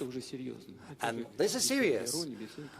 I'm not being ironic. 3 weeks ago, a representative of our business circles gave me a call And he asked me a question. He said, Mr. President, I've known this person for quite some time. We're not close, but I trust him. He is an honest person. He said, Mr. President, I'm being invited to Kiev. I said, very well, go ahead. What am I to do with that? But I wanted to inform you because I think they're going to talk about things related to the relations between our two countries. I said, I can't send you as an envoy, as an official capacity, because only well-trained people from the Foreign Ministry, from the Defense Ministry, from Special Services have to be doing that, as it was the case during our talks in Istanbul. Unfortunately, I cannot give you any official capacity. He said, I just wanted to inform you. I would go there, listen, and then I can tell you what they are going to talk about.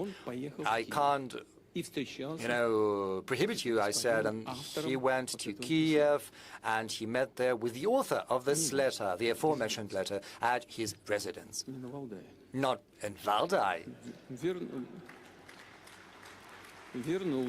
Then he got back. I met him. There were many things, but the essential is as follows. Mr. Zelensky has asked for a meeting. I said, I never refused to meet. But meeting, just for the sake of meeting, well, I've seen that. There's a reference to the Minsk agreements, I think. But we had been forging, hammering out those Minsk agreements throughout the night. And then the former leaders of France and Germany later stated that it had been nothing but an empty shell of an agreement. All the Minsk agreements were about one thing, that is saving more time for the rearmament of Ukraine. Why would we need anything like this once again? I said, I see no point in meeting. There's only a point for Ukraine because they want to stop the offensive of the armed forces of Russia. What we need is agreements, arrangements, not for 6 months or a year, but for the long term. First, let experts work something out, and then we can meet to sign things. But first, we need to arrive at a solution. And that is the crux of the matter. And I think the audience will understand what I'm saying, especially people from Russia. I think it was on May the 21st, whereas on May the 22nd, the Ukrainian armed forces carried out an atrocious terrorist attack against the college dormitory in the Lugansk People's Republic, killing teenagers. This is an atrocious crime. There was not a single military facility there. There was not a single military vehicle stationed next. The next morning, I gave a call to this colleague who had traveled to Kiev. I asked him, what does it mean? They are asking for a meeting, and they carry out such atrocious, blatant attacks as the killing of children. What does it mean? He said, I've got no explanation. They're calling me once again. I'm going to talk to them, and then I'll get back to you. And I'm not going to talk to them anymore. I said, very well. So this letter that you mentioned, indeed, it is rude. What is this letter about? Is it a means to create an environment for a personal meeting, or maybe is letter meant to make sure that no personal meetings can take place at all? I think it's the second. So we shouldn't be addressing the authors of this letter. The ones to be addressed are our combatants, our soldiers at the line of contact, and I'm addressing them. And I would like to tell them, comrades, soldiers, and seamen and sailors, admirals, generals, officers, the country's gazes are fixed upon you. The country is proud of you and places its hopes on you. Keep working, brothers.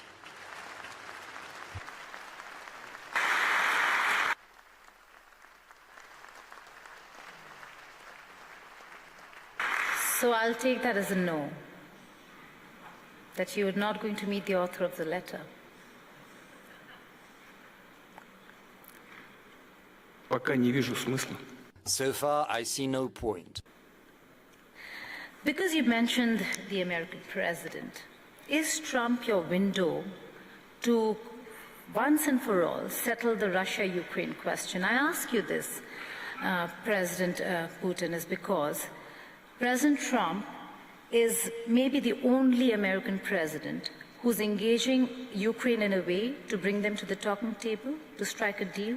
He put President Zelensky on notice. If it were Biden or Obama, this would not have been offered at all. Is he the window?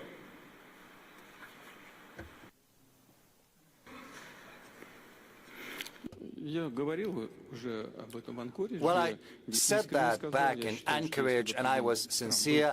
I said back then that had Trump been president, had he not been defrauded of the election, because, you know, this vote by mail was absolutely not in line with any standards of ensuring fair elections, but he was prevented from winning. Had he been president, however, it would not have been happened. Probably he would have paid more attention to finding a peaceful solution.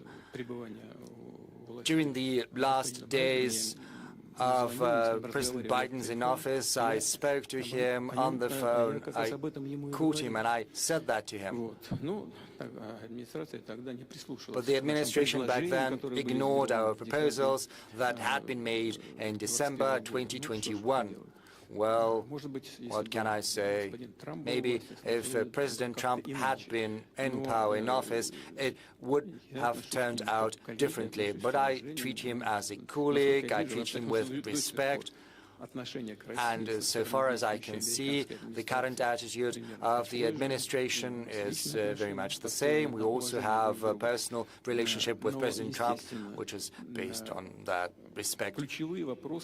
But certainly, key issues have to be resolved bilaterally by Russia and Ukraine, whereas our colleagues in the US and other regions of the world can create an environment and act as guarantors, and this is our assumption. President Putin, we are sitting and discussing this at SPIEF 2026. How do you really offer a stable economic future and invite investors to Russia when we're looking at critical infrastructure being actively targeted by Ukraine?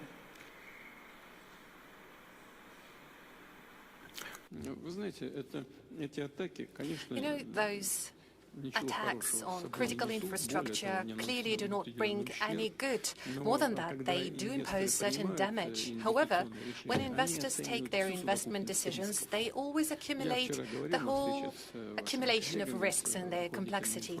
I had a meeting with the leading media outlets yesterday, and we were all saying that we need to contribute to strengthening of our own security, our protection. We need to build up our air defense systems, and we're determined to do so. However, big businesses always play in the long run. And most importantly, first and foremost, businesses are guided by their perception of the economy that they choose to invest into. We've been discussing what is happening in the Russian economy. And we recognize that we observe a reduction of the GDP growth. However, all of that is happening in a very conscious manner. Those are conscious steps we undertake to strengthen the foundation, the health of the Russian economy. The key macroeconomic indicators were intentionally pursuing the cooling down of the Russian economy. And I can assure you today that neither tomorrow nor in the nearest future there aren't any threats that we recognize. On the contrary, we do see that our actions bring certain results, and I know that there are many colleagues seated in this hall representing real sector of the economy. We are having regular meetings with them. We discuss all the questions, all the issues And the call that I'd like to make to the Russian audience that may be somewhat tricky for foreigners to understand, but saying, oh, it's so bad, what's happening to the key policy rate, it's difficult for investment processes. Yeah, we could say that partially that's the case, but most importantly, and that is what truly matters, the key fundamentals of the Russian economy remain solid, which gives us reason to believe that Russia remains attractive for investments. Not just Russian investments, but also foreign direct investments. And we do recognize that there is interest, we see it, and certainly we are going to welcome our partners. Okay, you're saying that, but in your speech you have set ambitious goal, launching new investment cycle, but you yourself said that there has been a decline of 2.3% last year. How do you then propose to grow in an environment of wars, sanctions, frozen assets, and while you talk about sovereignty, how do you balance that with inviting foreigners here to Russia? Look, you were saying wars, sanctions, but the economy is still developing. It's all stable. Even the domestic market is growing in Russia, and the well-being of the Russian population is getting better. We set ourselves an objective, as I was saying it yesterday. Only by 2030 we want to reduce the poverty level down to 7%. Actually, we have achieved the level of 6.7% already now in 2026. We achieved it even sooner than expected. As I mentioned earlier, the key macroeconomic fundamentals are stable for the Russian economy. That is why, despite all the obstacles, and true, there are always many obstacles, the fundamentals of the well-being of the Russian economy remain stable and have good prospects for further development. Any business, any company is always carefully analyzing all the risks for today and for some midterm and further away future. But there are people who are willing to work and do business, of course, having analyzed all the complexity of risks, but certainly sooner or later we'll see those risks eliminated.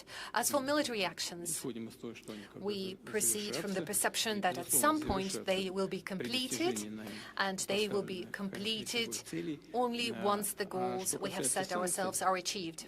As for sanctions, well, I would say sanctions are much more harmful for those who impose them. Is there damage from sanctions? Yes. 300 billion were frozen, but now we have more than 500 billion in US dollar equivalent.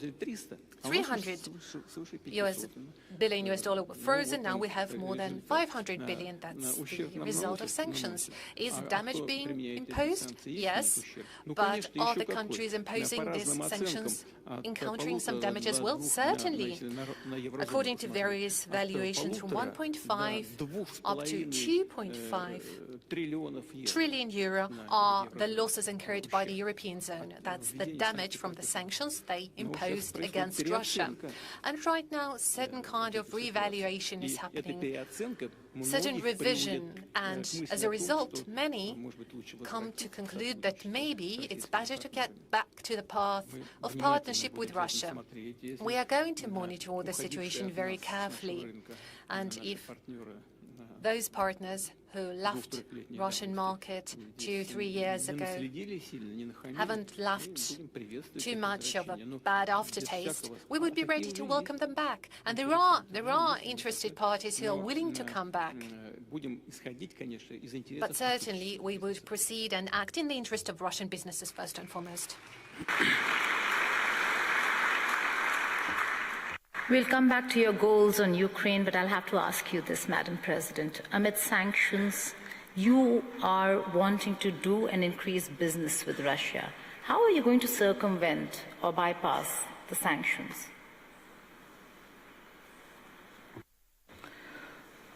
Thank you, Madam Moderator. And I must say that I've been envying my panel members using their national languages, and I would like to use this opportunity to do the same. So I'll switch from English to Swahili. Yeah. You have asked a question about sanctions and how we can circumvent through. I want to assure you that Tanzania is not under sanctions. Na tunajipanga kufanya maendeleo ya nchi yetu, lakini hatuko kwenye sanction.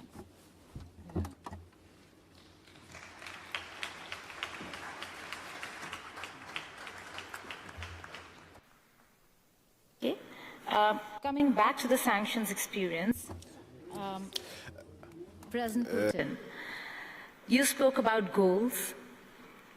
In the sanctions that we are seeing and that have been imposed on Russia, there's certainly some room for a deal to be struck with Ukraine. What is that goal that Russia wants to achieve before a deal is struck? And what are the red lines here?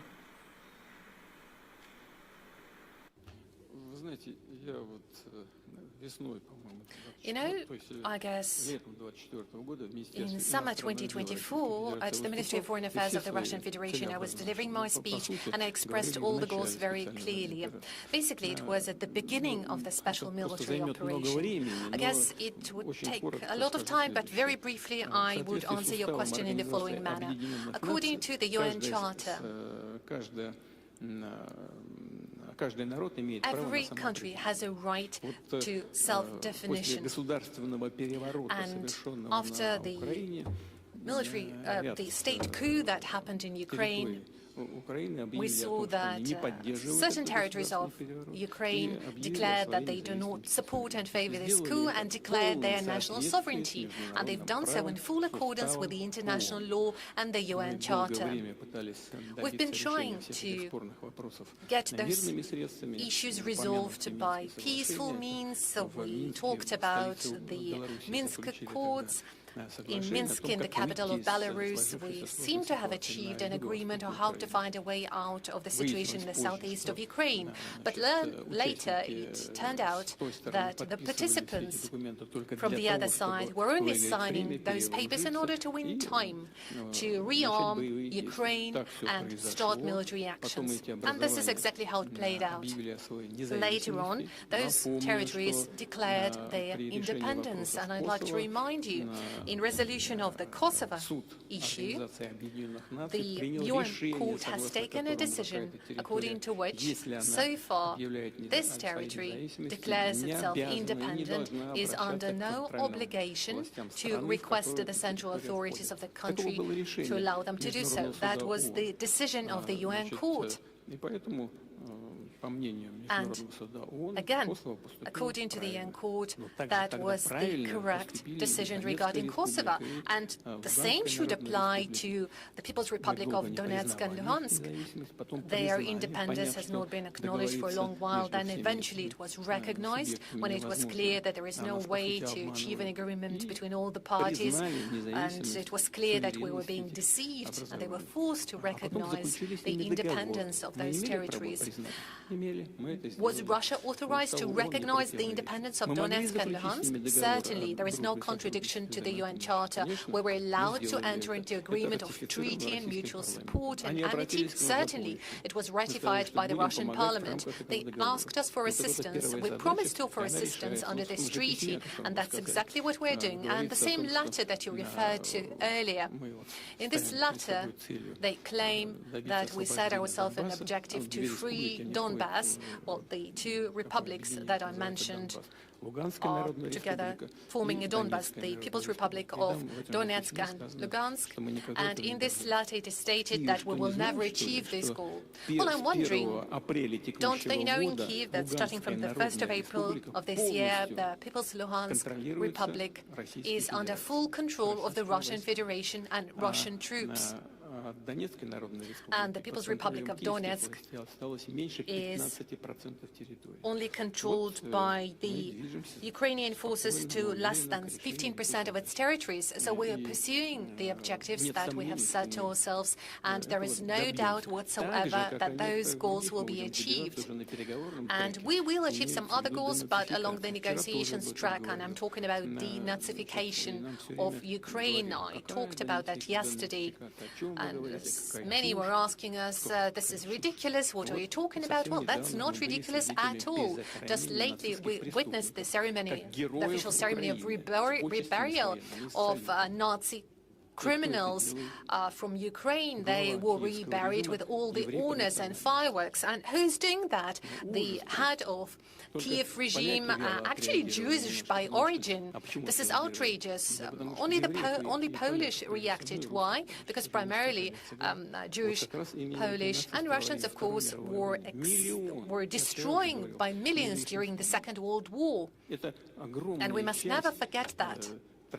That is a huge part of the tragedy called Holocaust. Just think about it. Millions of children and women were killed, burned alive, and those criminals are getting their reburial ceremony with all the honors, and the head of Kiev regime is present there, saluting them, turning the Nazi criminals into heroes. And this is what we are fighting against, and we count on the support of the international community.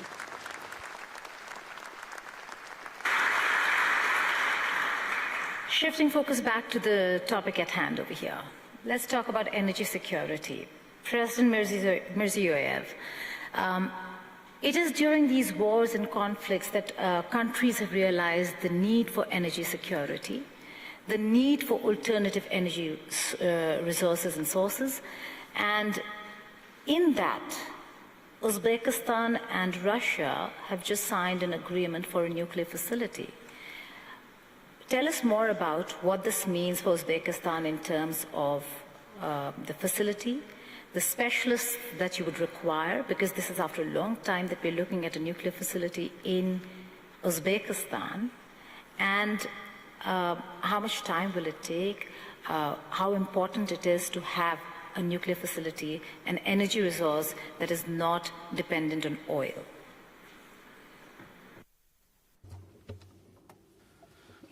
Thank you very much. In fact, this is a strategically significant project because any country needs to ensure its energy security, and we are going to double the demand for energy in 10 years in Uzbekistan. In my presentation, I was speaking why we are addressing this issue, because the production of uranium, we are in the 5th position in the world, and the uranium reserves are in the 10th position. And together with Russia, we have been working on these projects for a long time, and we discuss, we engineer, we design, and we came across to the following. So for the first time in the history of Russia and Uzbekistan, we are going to build 2 small modular reactors and 2 larger ones. Of course, before announcing all this, we were discussing it for a long time, for many years. First, I asked to open up a branch of the MIFI University, because in order to implement something in practice, we need to train specialists. At the time of the Soviet Union, we had a very good nuclear power school, and all that was in a way forgotten or neglected, and now we had to reinstate it again. When this branch was opened up, then science was developed, and now in this branch 300 students are getting trained, and 50 of them are graduates already. And we agreed with this Moscow MIFI University Now there are 400 students from Uzbekistan, and we give very important attention to training of specialists. So now we do have them. Secondly, this project has a long history, and it is a unique one because it is in compliance with all international standards. And right now we are so close to implementation of this huge, unique project. And yesterday, together with Vladimir Putin, we launched it. In Uzbekistan, it was so late at night, but after our meeting, I spoke with the people in Uzbekistan, and everybody was so happy there, because this is important for our future. And this project is not the last one in our cooperation with Russia in the sphere of nuclear energy, and we are going to build other nuclear power plants because we have prepared the foundation for it. And as you said, specialists are extremely important for this sector. They will be accelerating these works, and yesterday we were discussing it with the President. Yes, we will be doing this, and we'll be supervising these works because people have been waiting for this NPP for a long time. Our economy has been growing, and we need a reliable energy supply. And yesterday we were discussing other major projects in the sphere of energy efficiency in Uzbekistan. So I believe yesterday was a historical day for Uzbekistan, and I congratulate the Russian colleagues and all the people in Uzbekistan. They were so happy, and they were inspired by this, and this will be definitely an important foundation for energy security and protection of the Republic of Uzbekistan. Partnership, they say, should be partnership of equals. President Putin, the trade ledger shows Russia exports raw energy heavily to China, but imports a lot of machinery, technology, and components. Is this relationship a partnership of equals, or is Russia sliding into a colonial trade imbalance?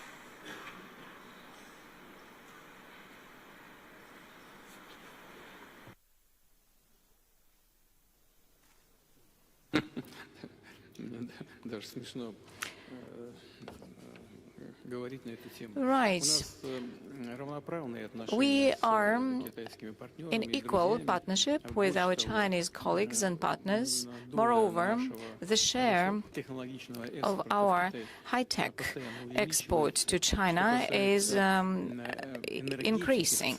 And taking a look at the whole energy sector, machinery and equipment in this sphere, I cannot give you any specific figures, but I'm sure that it exceeds the volumes that we receive from China. And as for the energy sector, let's begin with the nuclear energy.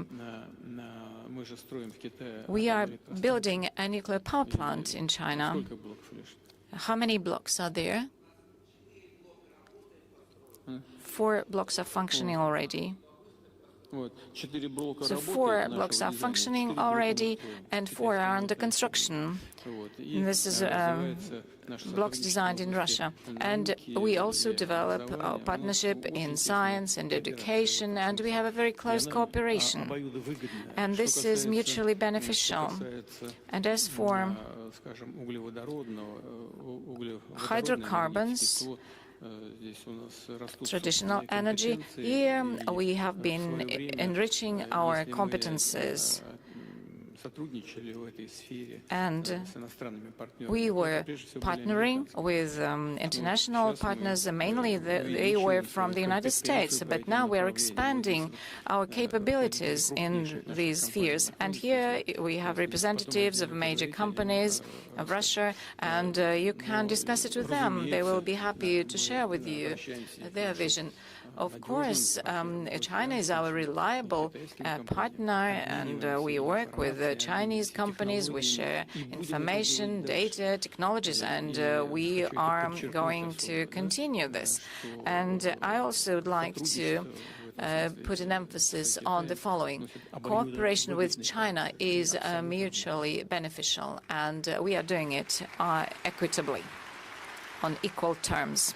Okay, then let me invite Vice President Zhang.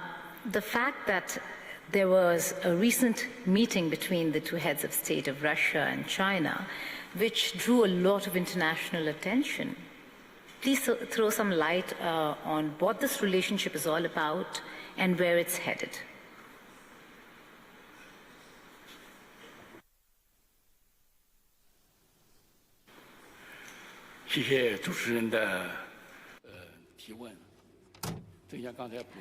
Thank you very much for your question. Yes, as President Putin described it, cooperation in the sphere of trade between Russia and China is moving forward, and this is mutually beneficial. In the past years, it has been developing in a stable fashion, and we see this solid growth, and there's healthy dynamics. And as you know, 2 weeks ago, President Putin completed a very successful visit to China. And President Xi Jinping and President Putin had negotiations in Beijing.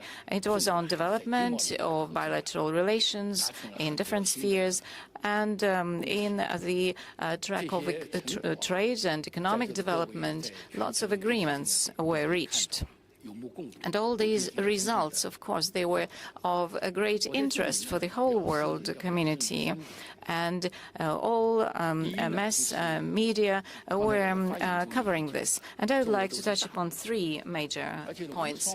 As I said in my presentation, China and Russia, they are big states. We are neighboring countries, and both countries are permanent members of the Security Council of the United Nations.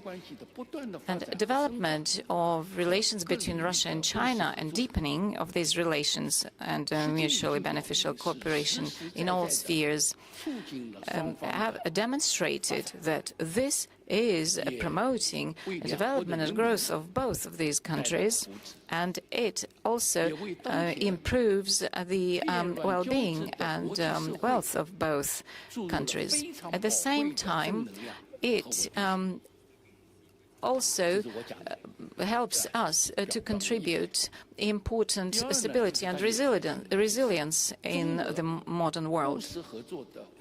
Secondly, I know that you give great attention to our practical cooperation, and it is not against any other third party, and it is not impacted by anything from the external.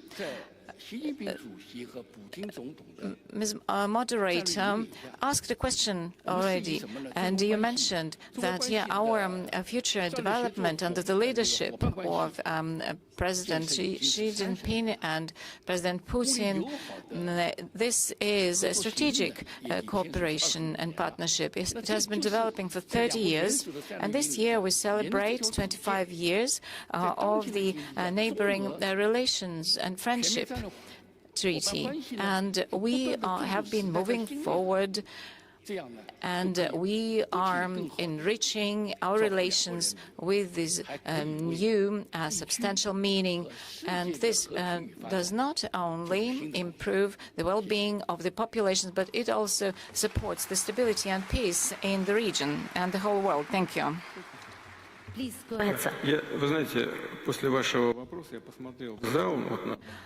You know, right after your question, I looked at the audience, and here there are presidents, leaders of our major energy companies, and, you know, I'd like to draw attention to the following. Some of our companies, yes, they were relying on the achievement of different Western companies, mainly American ones. But when this oxygen was cut off, we began and developing our own engineering centers, and they are doing very well in this respect. For example, Gazprom Neft company, I keep promising to visit their center, but I saw the information materials. There's an enormous progress that has been achieved. Of course, we are open to cooperation in the future. Yet, together with partners from different countries, we will be achieving great results. Or Novatech company, for example, they have technology only they possess. No one else in the world has it. And together with our American partners, we have been discussing if they use our technology, then production and liquefying of gas in Alaska, for example, will be much more effective than originally planned with the installation of pipeline systems. So it will be a totally different degree of effectiveness. So as for difficulties related to the sanctions in certain spheres, yes, we see that. But at the same time, it helped us to develop our own competences. The same can be said about our European partners. For example, gas from branches, they keep working with them, and our partners who were developing rapidly, if now they are leaving the market, then of course they come across difficulties, and they are not happy about it. Under the blanket, they say bad words about their governments, but they had to reconcile. So they lost the Russian market, but we have increased our competences because now we have both the natural reserves and the technologies. So we see this as a very short-sighted policy for some of our partners. Thank you. Talking about technology and talking of technology, you're helping uranium when it comes to nuclear facility. What about countries like India, who actually have a lot of potential and need maybe assistance and partnership in the technology sphere when it comes to hydrocarbon and rare earth mineral harnessing of hydrocarbons in India? Is that something that you're looking at?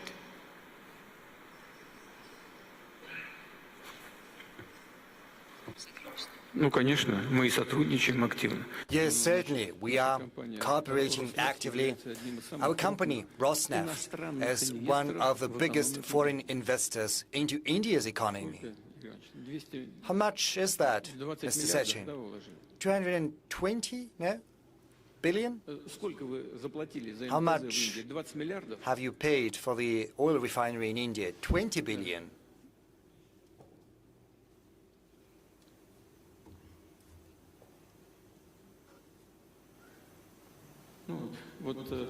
Well, Rosneft has invested around $25 billion into the Indian economy in the form of an oil refinery, a port, gas stations, and we're certainly working closely with our Indian friends. We're working together in order to bring about positive results that we are witnessing. So we're sharing technology, among other things. And the Indian people, and we have seen that for many decades of our cooperation, starting from 1947, when diplomatic relations were established. We have had very good, trust-based, brotherly relations in all senses of the word. We know how talented the Indian people is, how well educated. Indians have great competences which have achieved world renown, especially in coding and in other fields, in particular what you mentioned. Yes, naturally. Right now, Prime Minister Modi has had to introduce certain restrictions. He calls not to use personal cars, not to travel long distance due to what is happening in the Strait of Hormuz.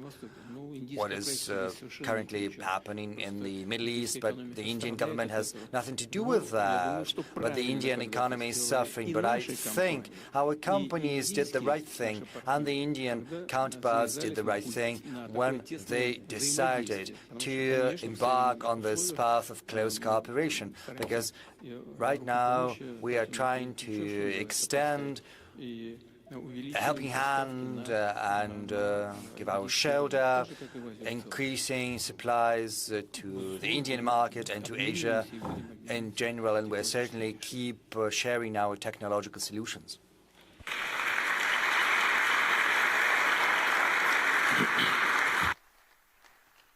You spoke of the war, so I have to ask you this. What is Russia's assessment? What's your assessment of what the global economic impact is going to be of the Iran-US war? And let's be honest, has Russia been at an advantage because of the war? Because we've got longer waivers to buy Russian oil. A lot of countries now can buy Russian oil legally without a problem because of the energy crunch that the world is facing, and President Trump has allowed, should I use the word allowed? Allowed the world to buy Russian oil. The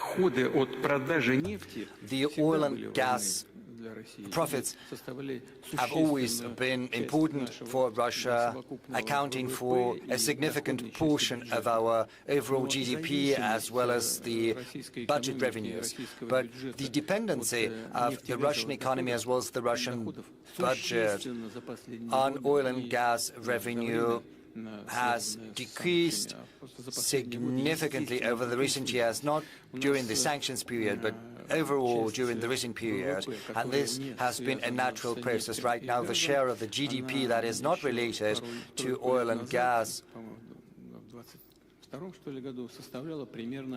was around 43%. A couple of years ago, that was 2022. So if you deduct from the overall revenue, oil and gas and non-oil and gas revenues, and see what makes what, I think it was 45% or 46% it was accounted for by oil and gas. Right now, the share of oil and gas has decreased to 23%. So there's a world of difference. As far as the revenues of the federal budget are concerned, the Ministry of Finance is here. He's going to correct me if I'm wrong, but I think that oil and gas used to account. How much was that, Anton? Right now it's 20%, but how much did it used to be? It was 50% accounted for by oil and gas revenue, whereas right now oil and gas, and the minister is going to confirm that, account for as little as 20% of our federal budget. So I wouldn't go as far as to say that is of critical importance to us, so that's not as important. Even though it is still significant, 20% of the federal budget is still accounted for by oil and gas revenue. But just as for the rest of the countries, developing countries that have a rapidly developing economy, find other things more important. Of course, our oil and gas companies get certain preferences when long-term contracts are entered into, when the Russian oil price is going up. That has a positive impact on the budget. That's important, but what's more important is the market stability, because we are not only surviving on oil and gas, as I have demonstrated, we survive on the economic development in general. So if the world oil prices are too high, it has a negative impact on the part of the Russian economy that is represented by real production capacities, real industries. So what's important for us is that this price should be well balanced between the consumers and the suppliers, but most importantly, it has to be stable. The vice chairman of the Russian government will help me out if I'm wrong, but I think around 10% right now. Yes, by 10%, the oil supplies to the world market have decreased. Yes, the economy is in turbulence, the world markets are in turbulence, and this is not something we're interested in. What we're interested in is keeping our cooperation within OPEC+, with a view to stabilizing the market and decreasing its volatility. That is our priority, and this is the track we're going to pursue further.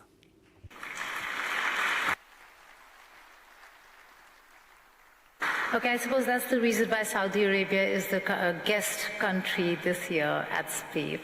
Having said that, you also spoke about payments. No, not just because of that. Because we're friends with Saudi Arabia, and we've been friends for many years, and we are happy to have the guests from Saudi Arabia. This is an energy partnership that the world will actually be looking at a time when we're faced with wars and conflicts, President. But you spoke about payments. You spoke about concerns regarding payments. The fact that in a jiffy, in a moment, Russia not just can be sanctioned, but its assets can be frozen. Payments under SWIFT can be blocked. And you're left with nothing. In such a scenario, one, how do you tackle it? Secondly, why should any country then consider Russia as a consistent partner?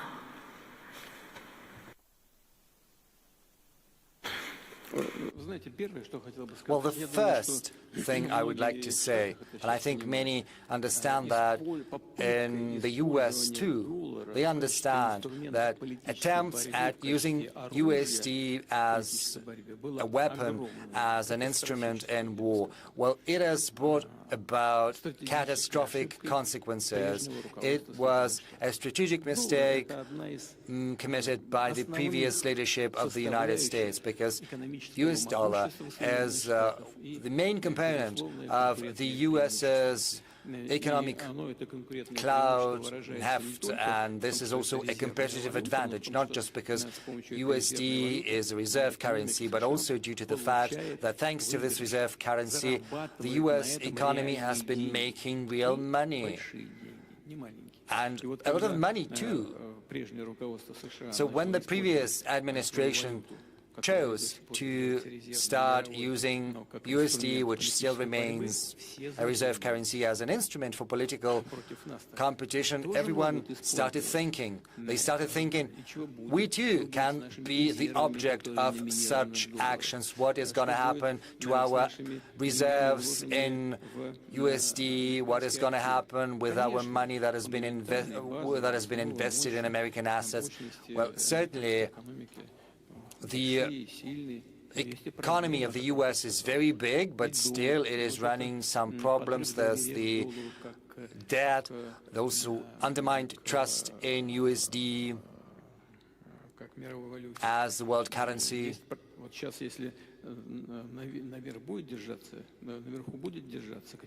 Right now, if the oil prices keep high, if the oil is expensive, it's going to affect the whole economic supply chain. And with a great deal of probability, this is going to have an effect on inflation rates in leading economies, in particular in the US economy. And inflation rate is the basic condition for the stability of USD, because it's not secured by anything. They had abandoned the gold standard in the past. What underlies the American economy is the reliability of the economy itself, the stability of the economy. And the main factor of that stability is low inflation rate. If oil prices are high, inflation is going to climb up, and this will endanger the basic premises of the American economy. These are the consequences, and we want to avoid that. We want stability in this sector, and this is something we're going to seek.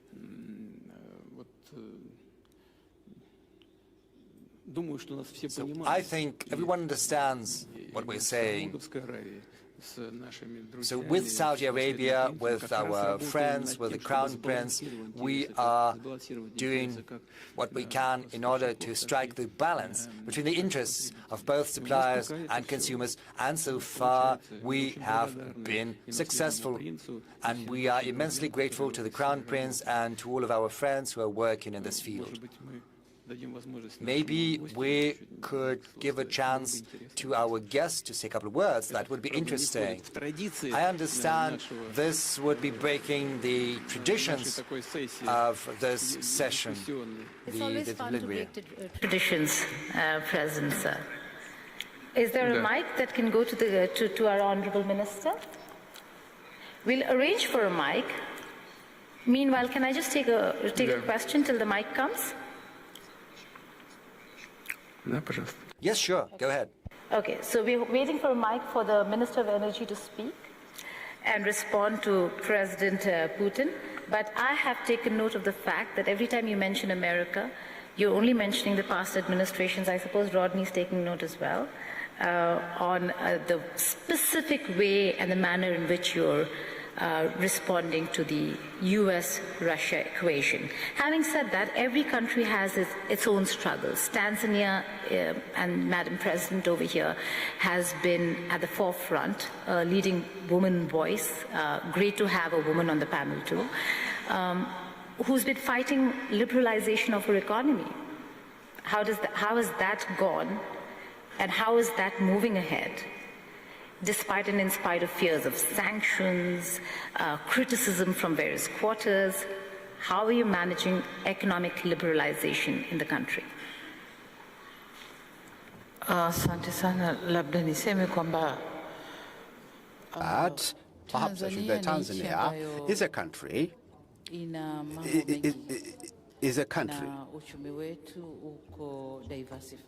which is with a diversified economy. We don't depend on one commodity. The economy depends on agriculture, it depends on mining, it depends on tourism, it depends on many other sectors, manufacturing sector, we are also there.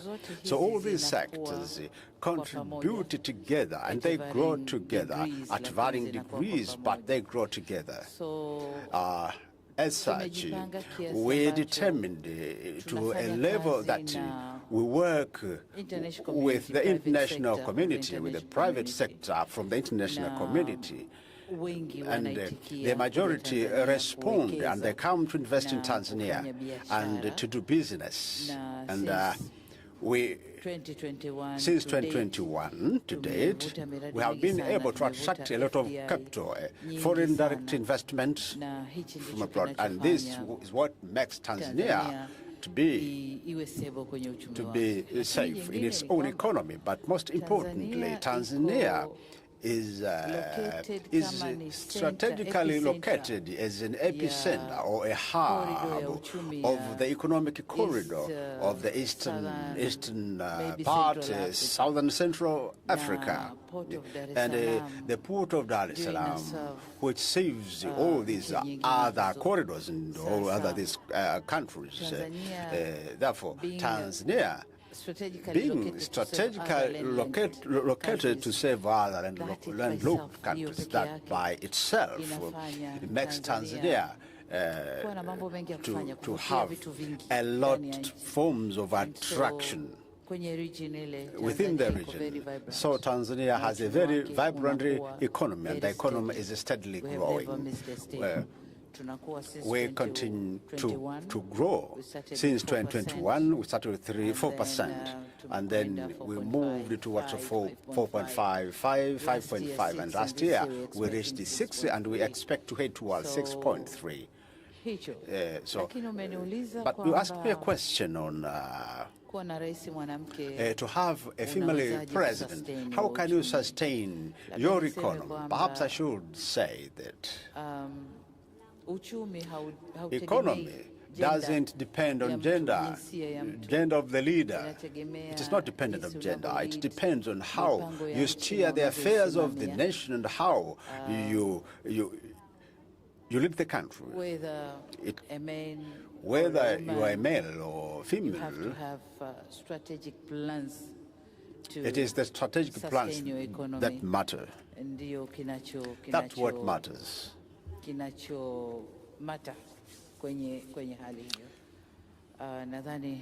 I think I should respond that way. Thank you. Thank you so much.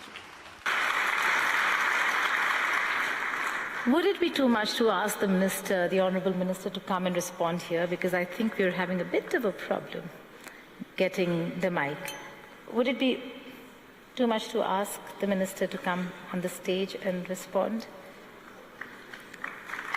Thank you so much for doing this. Thank you.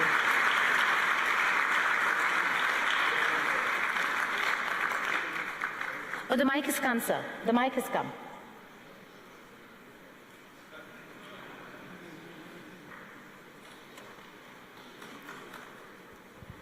Magic. Вы в России находитесь. Well, that's because you're in Russia.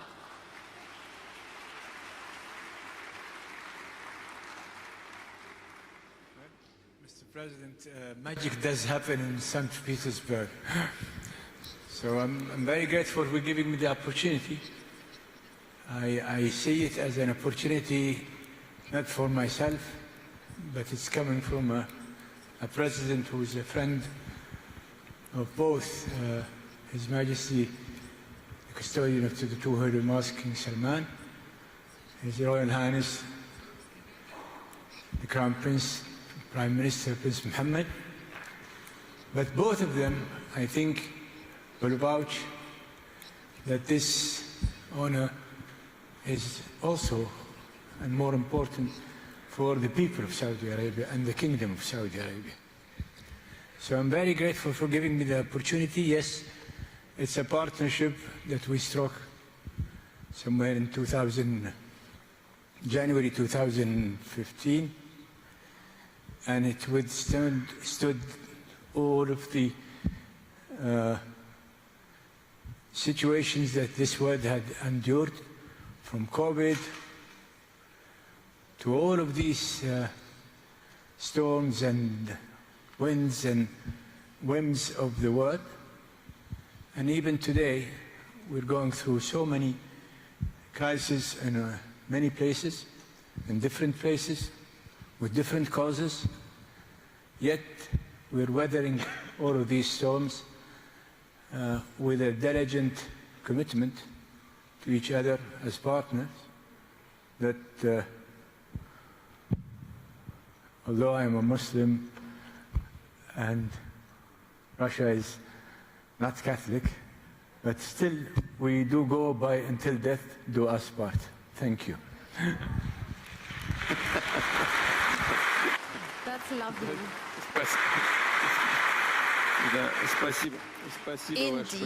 Indeed, thank you very much, Your Excellency. But I have to draw your attention to the fact that from 10 to 15%. Yeah, I'm just waiting for you to put on the headset. Your Excellency, I would like to draw your attention to the fact that from 10 to 15%, actually up to 15% of citizens of the Russian Federation are Muslims. And they don't have any other home country. Russia is their home. They proudly call Russia their home. Can I request our moderator? Well, you were saying it yourself. We also have representatives of the European Union and the USA in this room. Maybe they would be willing to raise their hands and take the microphone and say something. Why don't we do that? We keep talking about Europe and the West and the USA. Let them speak for themselves. Rodney, will you humor us? And take the mic and say a few words.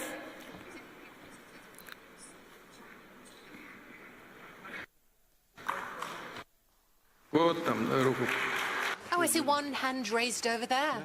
Yes, please. Perfect. Please come ahead.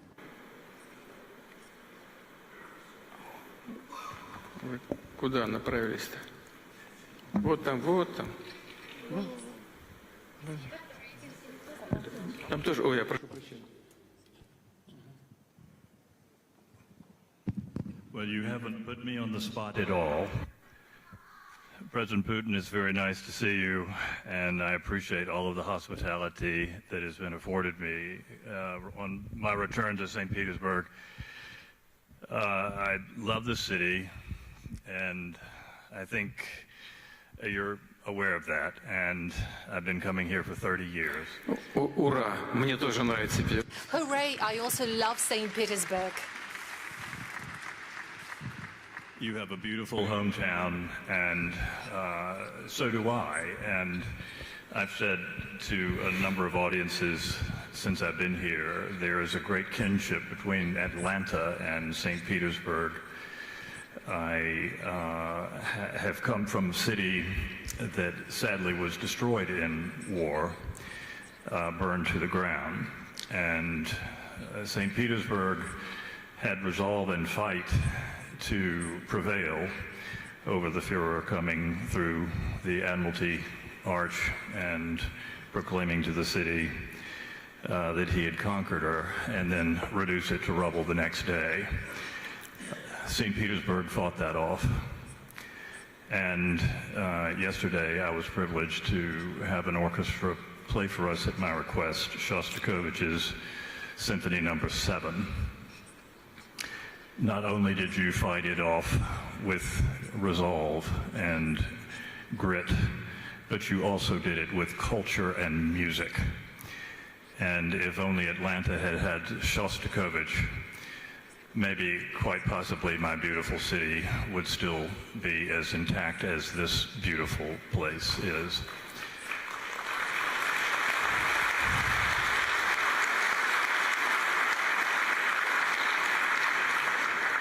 I do give a good hello from your friend, President Trump, and I am encouraged by everything that has happened since I've been here, Mr. President, and I appreciate the offer to speak. And we have a lot of ideas to talk about between our two capital cities in the next week. Can I ask you a question, Rodney? You may ask it, but I'm not sure I'll answer it. That's all right. Are you taking anything back to DC when you plan the ballroom? Explain your question a little bit better. Have I learned more from St. Petersburg architecture about the ballroom? No.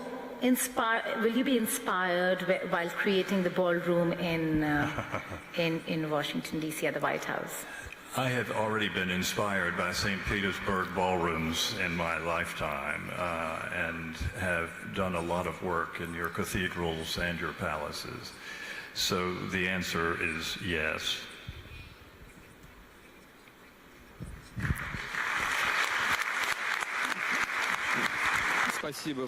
Thank you. Thank you very much for conveying greetings from Washington, D.C. And please convey my most welcoming remarks and the goal I scored back to him in a very friendly way, back to President Trump.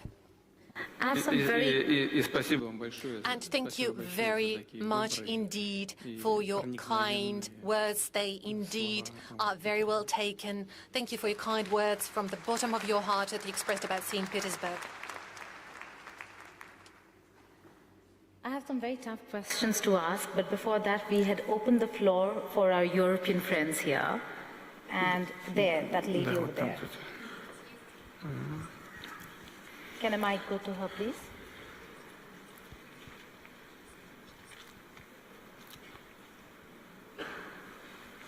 Is there a mic? Down there.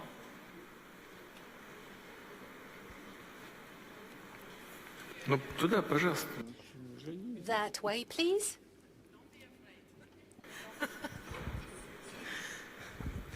Hello, Mr. President. Hello, everybody. Hello, Mr. Slutsky. My name is Diana Jovanovic-Șoșoacă, and I'm a member of European Parliament, and I'm from Romania. And I think I'm the only Romanian here.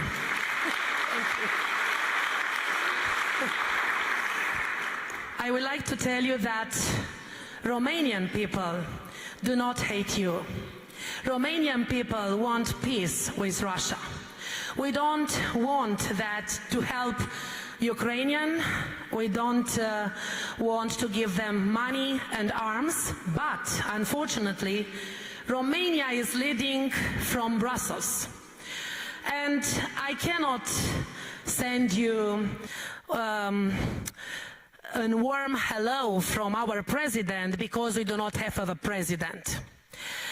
From our point of view, I'm the president of a political party SOS Romania, which is parliamentarian and Euro-parliamentarian political party and only opposition in Romania. And Mr. President, I would like to tell you that I was senator in Romanian parliament in 2023, I think, when Zelensky wanted to talk in my Romanian parliament. And I didn't let him, and I get him out of Romanian parliament.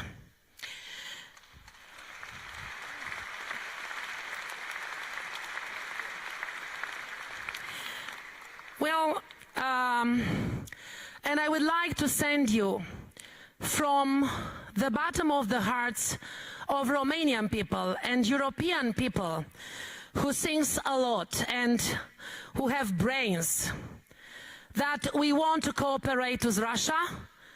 We are not enemies. You are the biggest country in the world. You are one of the biggest economy. We admire you for your force, and we admire entire Russian people.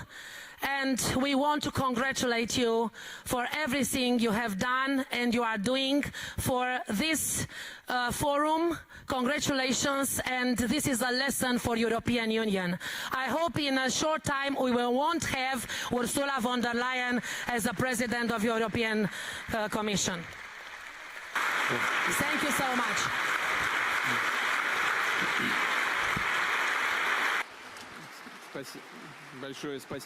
Thank you very much indeed.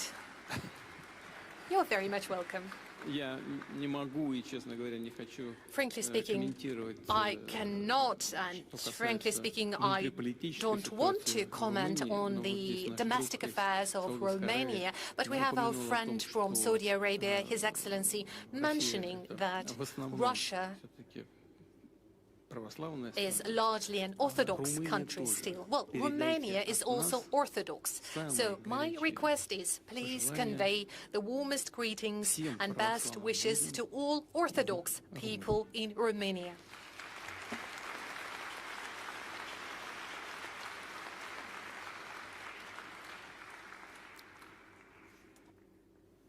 All this is great, President Sir, but we still have tough questions on sanctions and on waiver. It comes at a time, and I ask you, and we're going to discuss this only because of the Iran-US war, a war that has shut down one of the most critical maritime routes. Okay, please go ahead, madam. This is a major derail. Спасибо вам. Извините. Меня зовут I apologize. My name is Karen Kneissel. I came from the south. 2.5 years ago, no, I was wrong in using the word south. No, I came from the west. I'm originally from Lebanon. I'm so happy for the opportunity to live and work in Russia. Thank you for this opportunity. Unfortunately, in the West, they are so convinced that I used to work for Russia 40 years ago. My question I will ask in English, because I think there's also no German interpreter. I know that the President insists on German, but let us do it in English.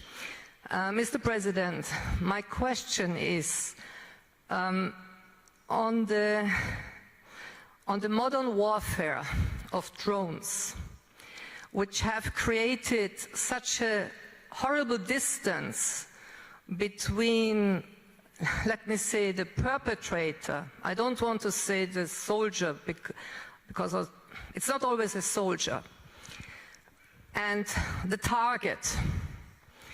There is now a sort of technical, artificial distance, which is creating a new form of cruelty.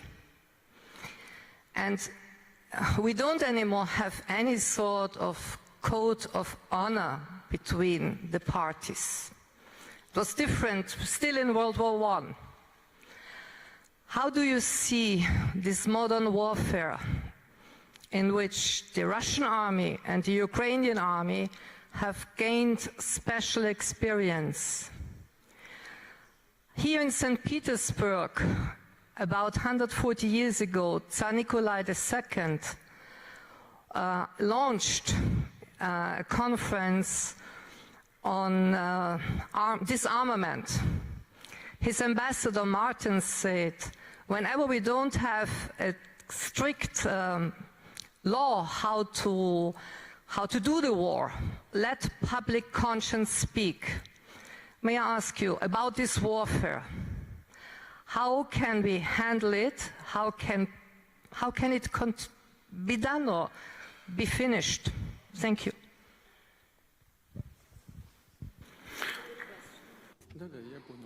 Yes.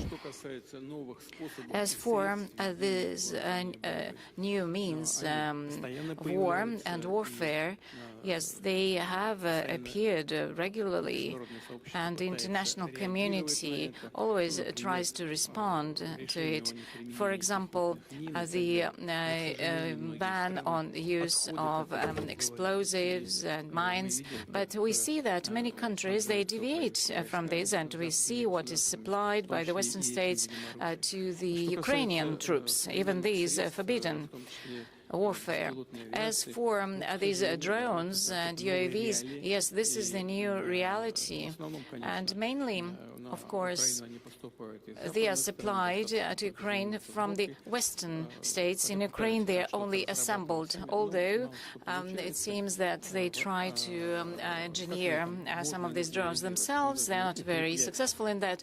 What can be done? As I said yesterday at the meeting with the media representatives, we need to reinforce our aircraft defense, air defense systems, and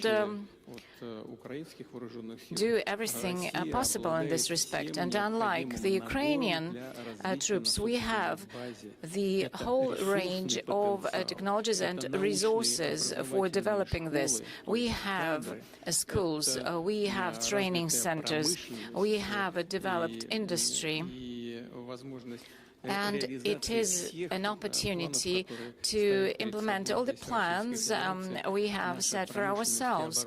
Our industry and defense science, they are actively involved in this, and they're able to ensure this capability of the Russian troops. And this includes this new warfare. If you ask this question, I should say that the parity in the combat field, we have preferences. They are having advantages in some areas, and this is true about long-range aviation and aircraft.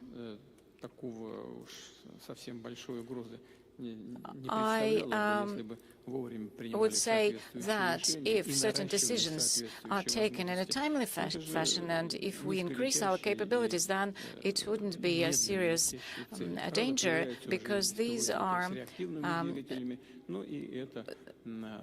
aircraft that can be dealt with. But now we see that there's new type of aviation. This can be curtailed. The other party, they don't have their own production production of such hypersonic, for example, weapons and missiles, the whole range of them, and some other combat warfare other countries don't have, like the mid-range weapons like Oreshnik. We spoke about it many times, but I cannot but agree with you that if there are most dangerous weapons, especially dangerous for civilians, of course the international community need to start thinking how to limit and restrict its usage, especially against civilians. This is absolutely unacceptable. This is a humanitarian crime, but this is a topic for another discussion with the experts and representatives of international organizations. Thank you. Before I go to the war question, can I just take one question from Madam President here? You said 1 out of 4 will be African. By when? By 2050. And I ask you this because we ask this to everybody who boasts about population and the fact that they have a huge population. It's not about quantity, it's about quality. What do you have to offer to the world? What does Africa have to offer to the world in terms of quality?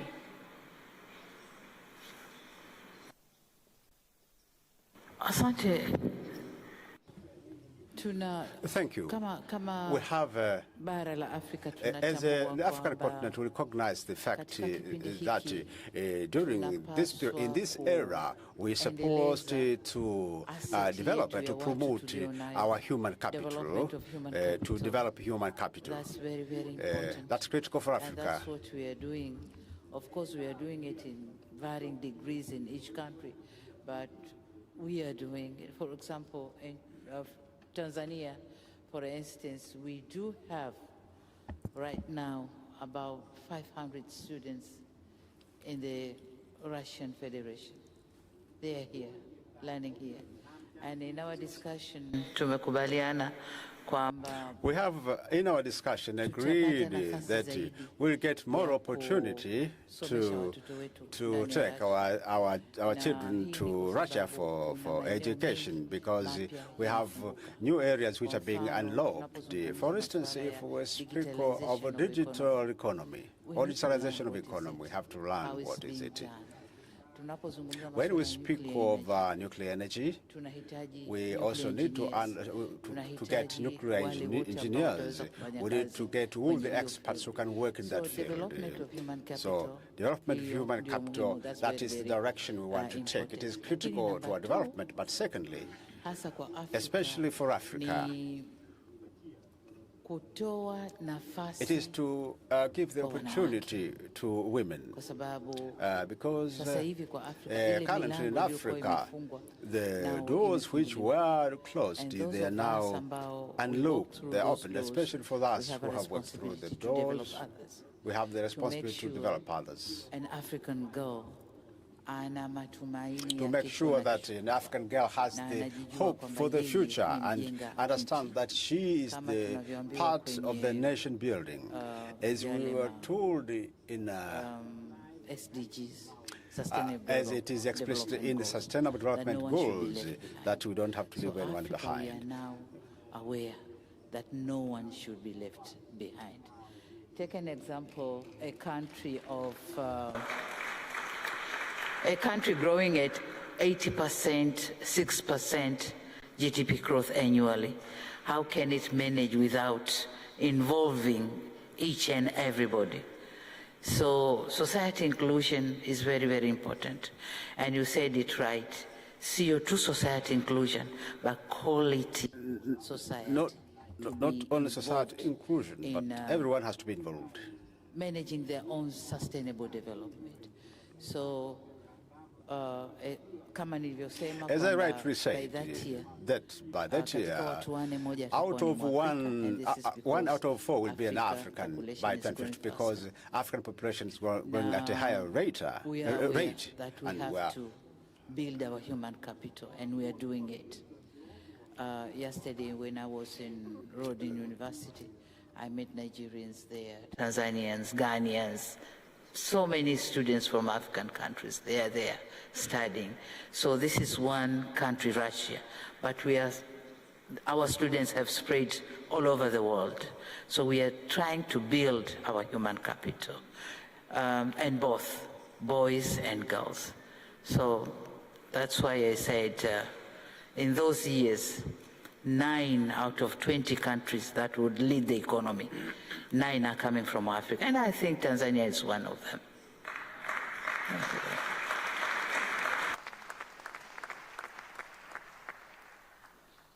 Now I'll go back to the war question, the Iran-US war.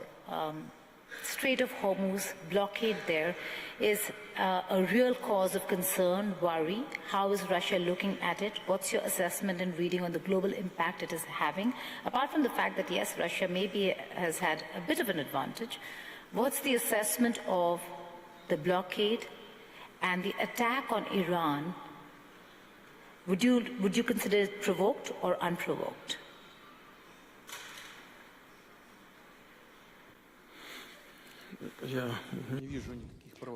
I don't see any provocations on the part of Iran. I believe at some point we agreed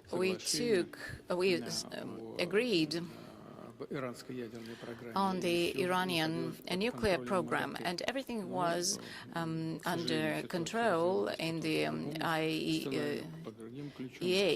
But then the scenario changed completely, and this led to the tragedy we're observing now.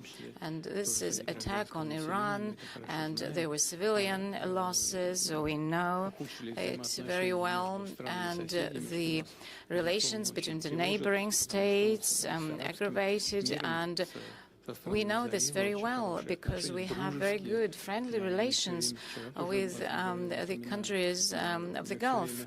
And I kept saying this yesterday. And in our consultations with the colleagues from Iran, we keep saying that they should deter from striking on the neighboring states.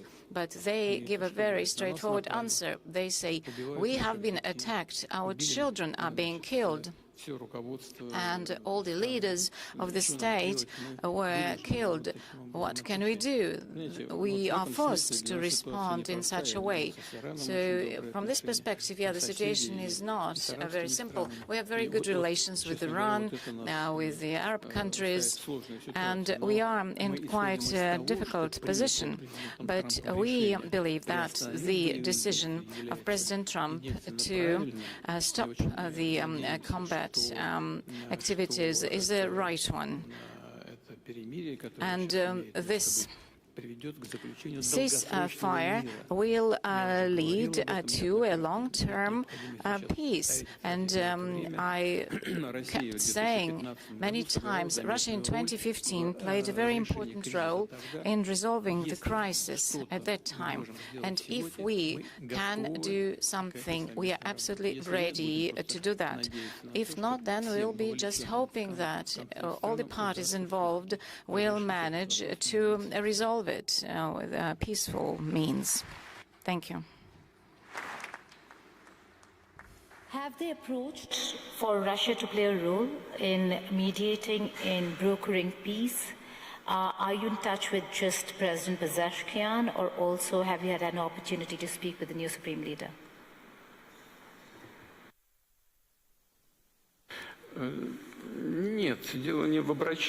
Well, this is not about them approaching us. You know, I think it was a year ago, or maybe somewhat later, but we reminded them of our cooperation back in 2015 when we took away the enriched uranium into the Russian territory. Back then, it led to détente, de-escalated the tensions. We said this is once again possible, and if all the parties involved are interested in Russia playing a similar role at this point in time, we are ready to do the same. We have the requisite technology available. And originally, I would like to say, almost all the parties involved in the conflict, both Iran, Israel, and the US, said yes. They said it was interesting, this could be considered. But then they started to toughen their requirements, and this has brought about the current situation. Our proposal remains on the table. We're not insisting on anything. Should the parties involved in the conflict arrive at a conclusion that this is a good proposal, we'll be happy to help. If not, we will simply follow the situation, and as far as we can, we will try to help alleviate somewhat the tensions around this situation.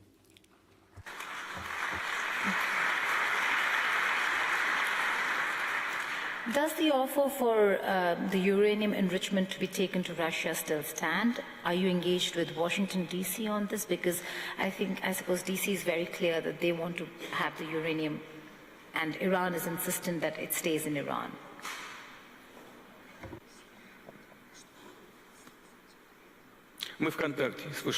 We're in contact both with Washington and Tehran and with Tel Aviv as well.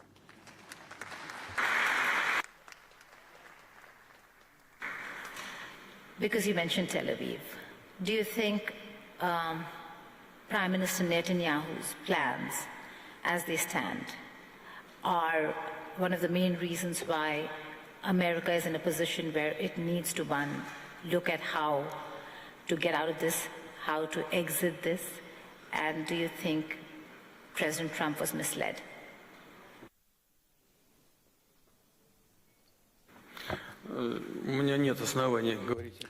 Well, I have no grounds to believe that President Trump was misled, because he's a very mature person, a very experienced politician. I don't think anyone from outside can exert any significant influence on him. We know very well the concerns of Israel. They are related to their perception that Iran seeks a nuclear weapon, even though on multiple occasions before Iran had stated, and it keeps stating, that it entertains no such plans, and we have no grounds to believe otherwise, because we have no proof that Iran seeks a nuclear weapon. But that said, Israel has these concerns, and the main problem around the situation is the lack of mutual trust between the parties. And in this particular case, it is important to place these materials under the IAEA control. IAEA is an international organization, and the leader of the IAEA was here in contact with us because the start was given to the construction of a nuclear power plant in Uzbekistan. So if it's placed under the IAEA control, I see no problem with that. As for agreeing on the level of enrichment within Iran, this is another matter entirely. I think it's less acute. I think Iran is entitled to a peaceful nuclear program, and we cooperate with Iran in peaceful nuclear energy. We build an energy unit of an NPP in Bushehr in Iran. It's operational, and we keep constructing another 2 energy units, and our experts are on the ground. Most of the personnel has been evacuated because Bushehr is almost on the coast of the Strait of Hormuz. So basically within the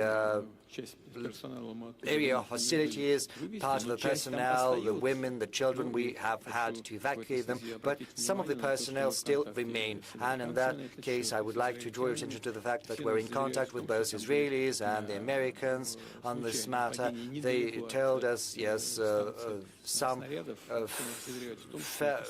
things, missiles fell. Next, that was a coincidence, that was not deliberate. There are no grounds that it would be repeated, and we have no grounds not to believe them. We see Israel's concerns, and also we see there is a willingness to ensure the safety and security of the NPP in Bushehr, but it's quite otherwise in Zaporozhye, where there's the NPP and where the Ukrainian armed forces are constantly carrying out strikes next to the station in the proximity.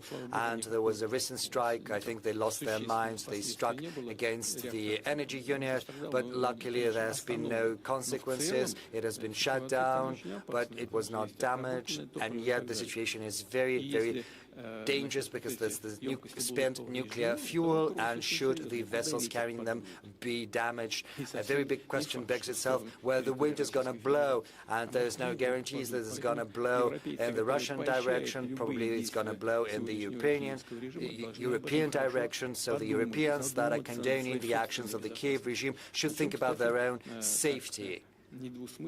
Incidentally, quite unambiguously, unequivocally, this was mentioned by the head of the IAEA, Mr. Grossi. This is what he said. And now getting back to your question. In general, once the situation calms down, we intend to keep working with our Iranian friends and constructing these nuclear facilities.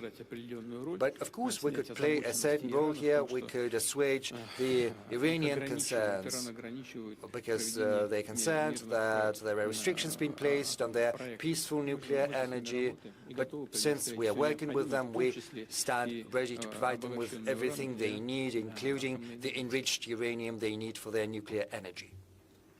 Beyond economic or friendship or economic partnership, President, sir, there are reports in Western media where they say that Russia has supported Iran, not just symbolically, not just in words, but in satellite images, in data sharing, in information sharing. What do you have to say to those reports?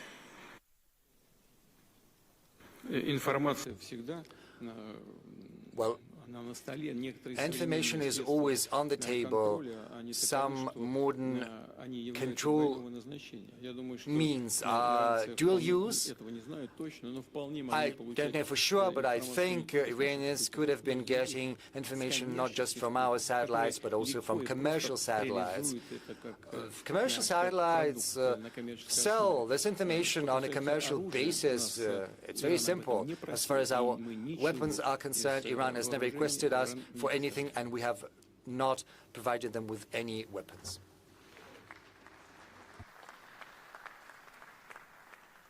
But these wars today have shown a different side of modern warfare. Drone technology, whether it's Ukraine or for that matter Iran, way ahead in drone technology, in the use of artificial intelligence. How does Russia fare, and what's your assessment on what you want to do, and reading on Ukraine's drone technology, Iran's drone technology?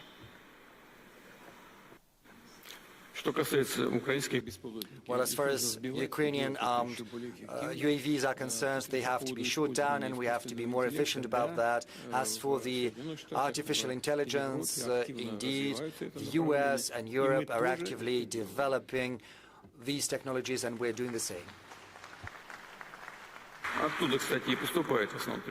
And mostly UAVs or spare parts for UAVs come from Europe to Ukraine. Some spare parts come from the US.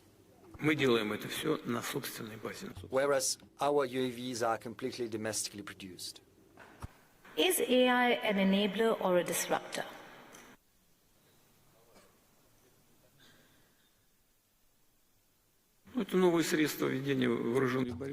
Well, this is a new means of warfare. There's nothing strange about that, or nothing new. Everyone starts getting ready once it has already become part of real life, real warfare. But these are not the only means of carrying out warfare. The outcome is assured through a combination of forces and instruments and tools, and most importantly, thanks to the motivation, the morale of the armed forces themselves. It is also assured through internal cohesion and society of the society. So these UAVs carried out a strike against a coal port. So they created some noise. There was this fire because of the coal. Did they achieve something? Yes, they did. Is that a decisive factor for achieving their goals? No, it's not. Because you need internal cohesion, and you need in society, you have to have your own industrial base for defense industry, you have your You have to have your own scientific base and your own resource base. Russia has all of that. And we do that, and we will do that. So the sooner those who are fighting us understand that, the better it's going to be for them. We're coming to the fag end, but I still have a few questions. Yes, I'm sorry. You spoke about Iran, and we have to do them credit. Iran manages to assure internal stability within its society. This is an incontestable fact. Once the hostilities started, some in the West thought that the country would crumble from the inside, but it didn't happen. This analysis proved to be erroneous. Quite the contrary. As we can see, the Iranian society is getting increasingly consolidated. You must have seen it, you must have heard it a month ago or so. Once the conflict was launched, the first strikes were carried out. The Iranian regime, the leadership made an appeal, sacrifice your life for Iran. 5 million people volunteered, and now more than 10 million, and all of them volunteered to sacrifice their own life for the sake of their country. And this is a fact. And this is something you have to keep in mind all the time. And, well, that is what applies to the conflict in Iran. Also, sir, dissent also has to be recognized by countries and leaders. There's dissent in Tanzania, there's dissent in Russia, there's dissent in Uzbekistan, in China, including India. How do you see dissent, and how do you engage the youth?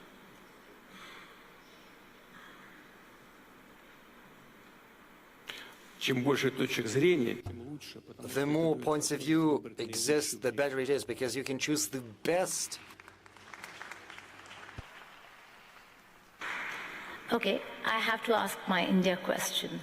Yesterday you were meeting with some of the editors and you spoke about Su-57s and that it was an offer for a collaboration. Does that offer still stand? What are the details? And what's the conversation you're having with New Delhi?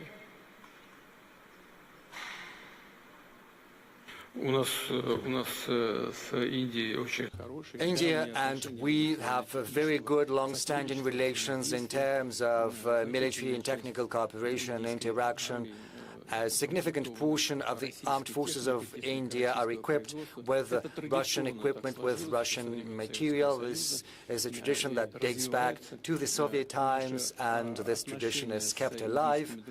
Our relations with the Indian friends are specific in that, thanks to our mutual trust,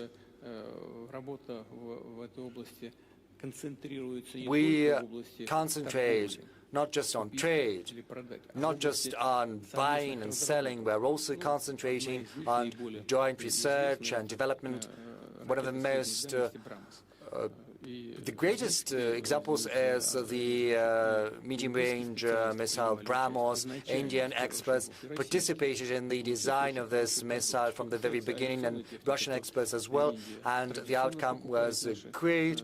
India has traditionally been purchasing our aircraft, both planes and helicopters from us. Su-57 is a very good aircraft, probably the most modern one, the most up-to-date in the world as of now, and it is also the most efficient.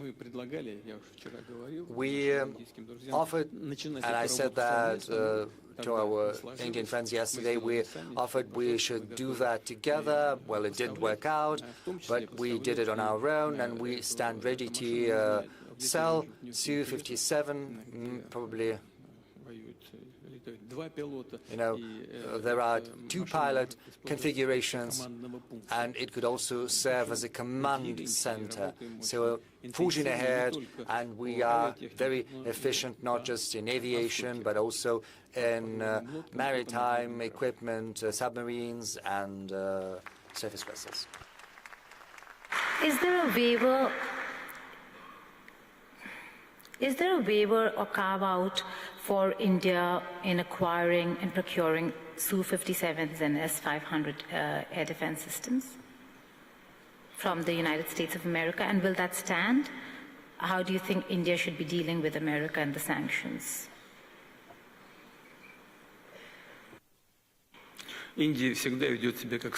Well, I would say India always acts as a sovereign country, and under the leadership of Prime Minister Modi, any potential threats of sanctions would boomerang immediately. And I know that for sure we've been in close talks with Prime Minister Modi for a long while, and he knows that for sure. We all remember a time when Prime Minister Modi was banned from going to the territory of the United States of America, and I know that Prime Minister Modi would never forget about it. Now he's a Prime Minister, all the sanctions have been eliminated, and the relationship between the USA and India are developing successfully, as far as I understand, and India is a sovereign country, and it is free to choose those products that they consider to be most up-to-date and most applicable for them, and obviously offering the best price-quality ratio. No matter what people say, India has always been acting in this manner. How?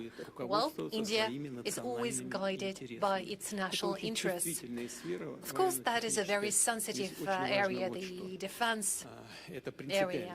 But one thing is particularly important. It is crucially important. And the thing is that our cooperation with India, just like with all other partners of ours, is not subject to political environment. We can't be dictated. Do not deliver that to India. Nobody can dictate us, and nobody would even try to do that. We are always going to do what we consider to be right, and we will always stand true to commitments given to our partners, especially such partners as India. And in this key, in this spirit, according to those rules, we do our business, and this is how we're determined to continue. I began the session by saying we can't be dictated to, and my co-moderator, President Putin, has said the same. On that note, we end the session. Thank you so much for joining us.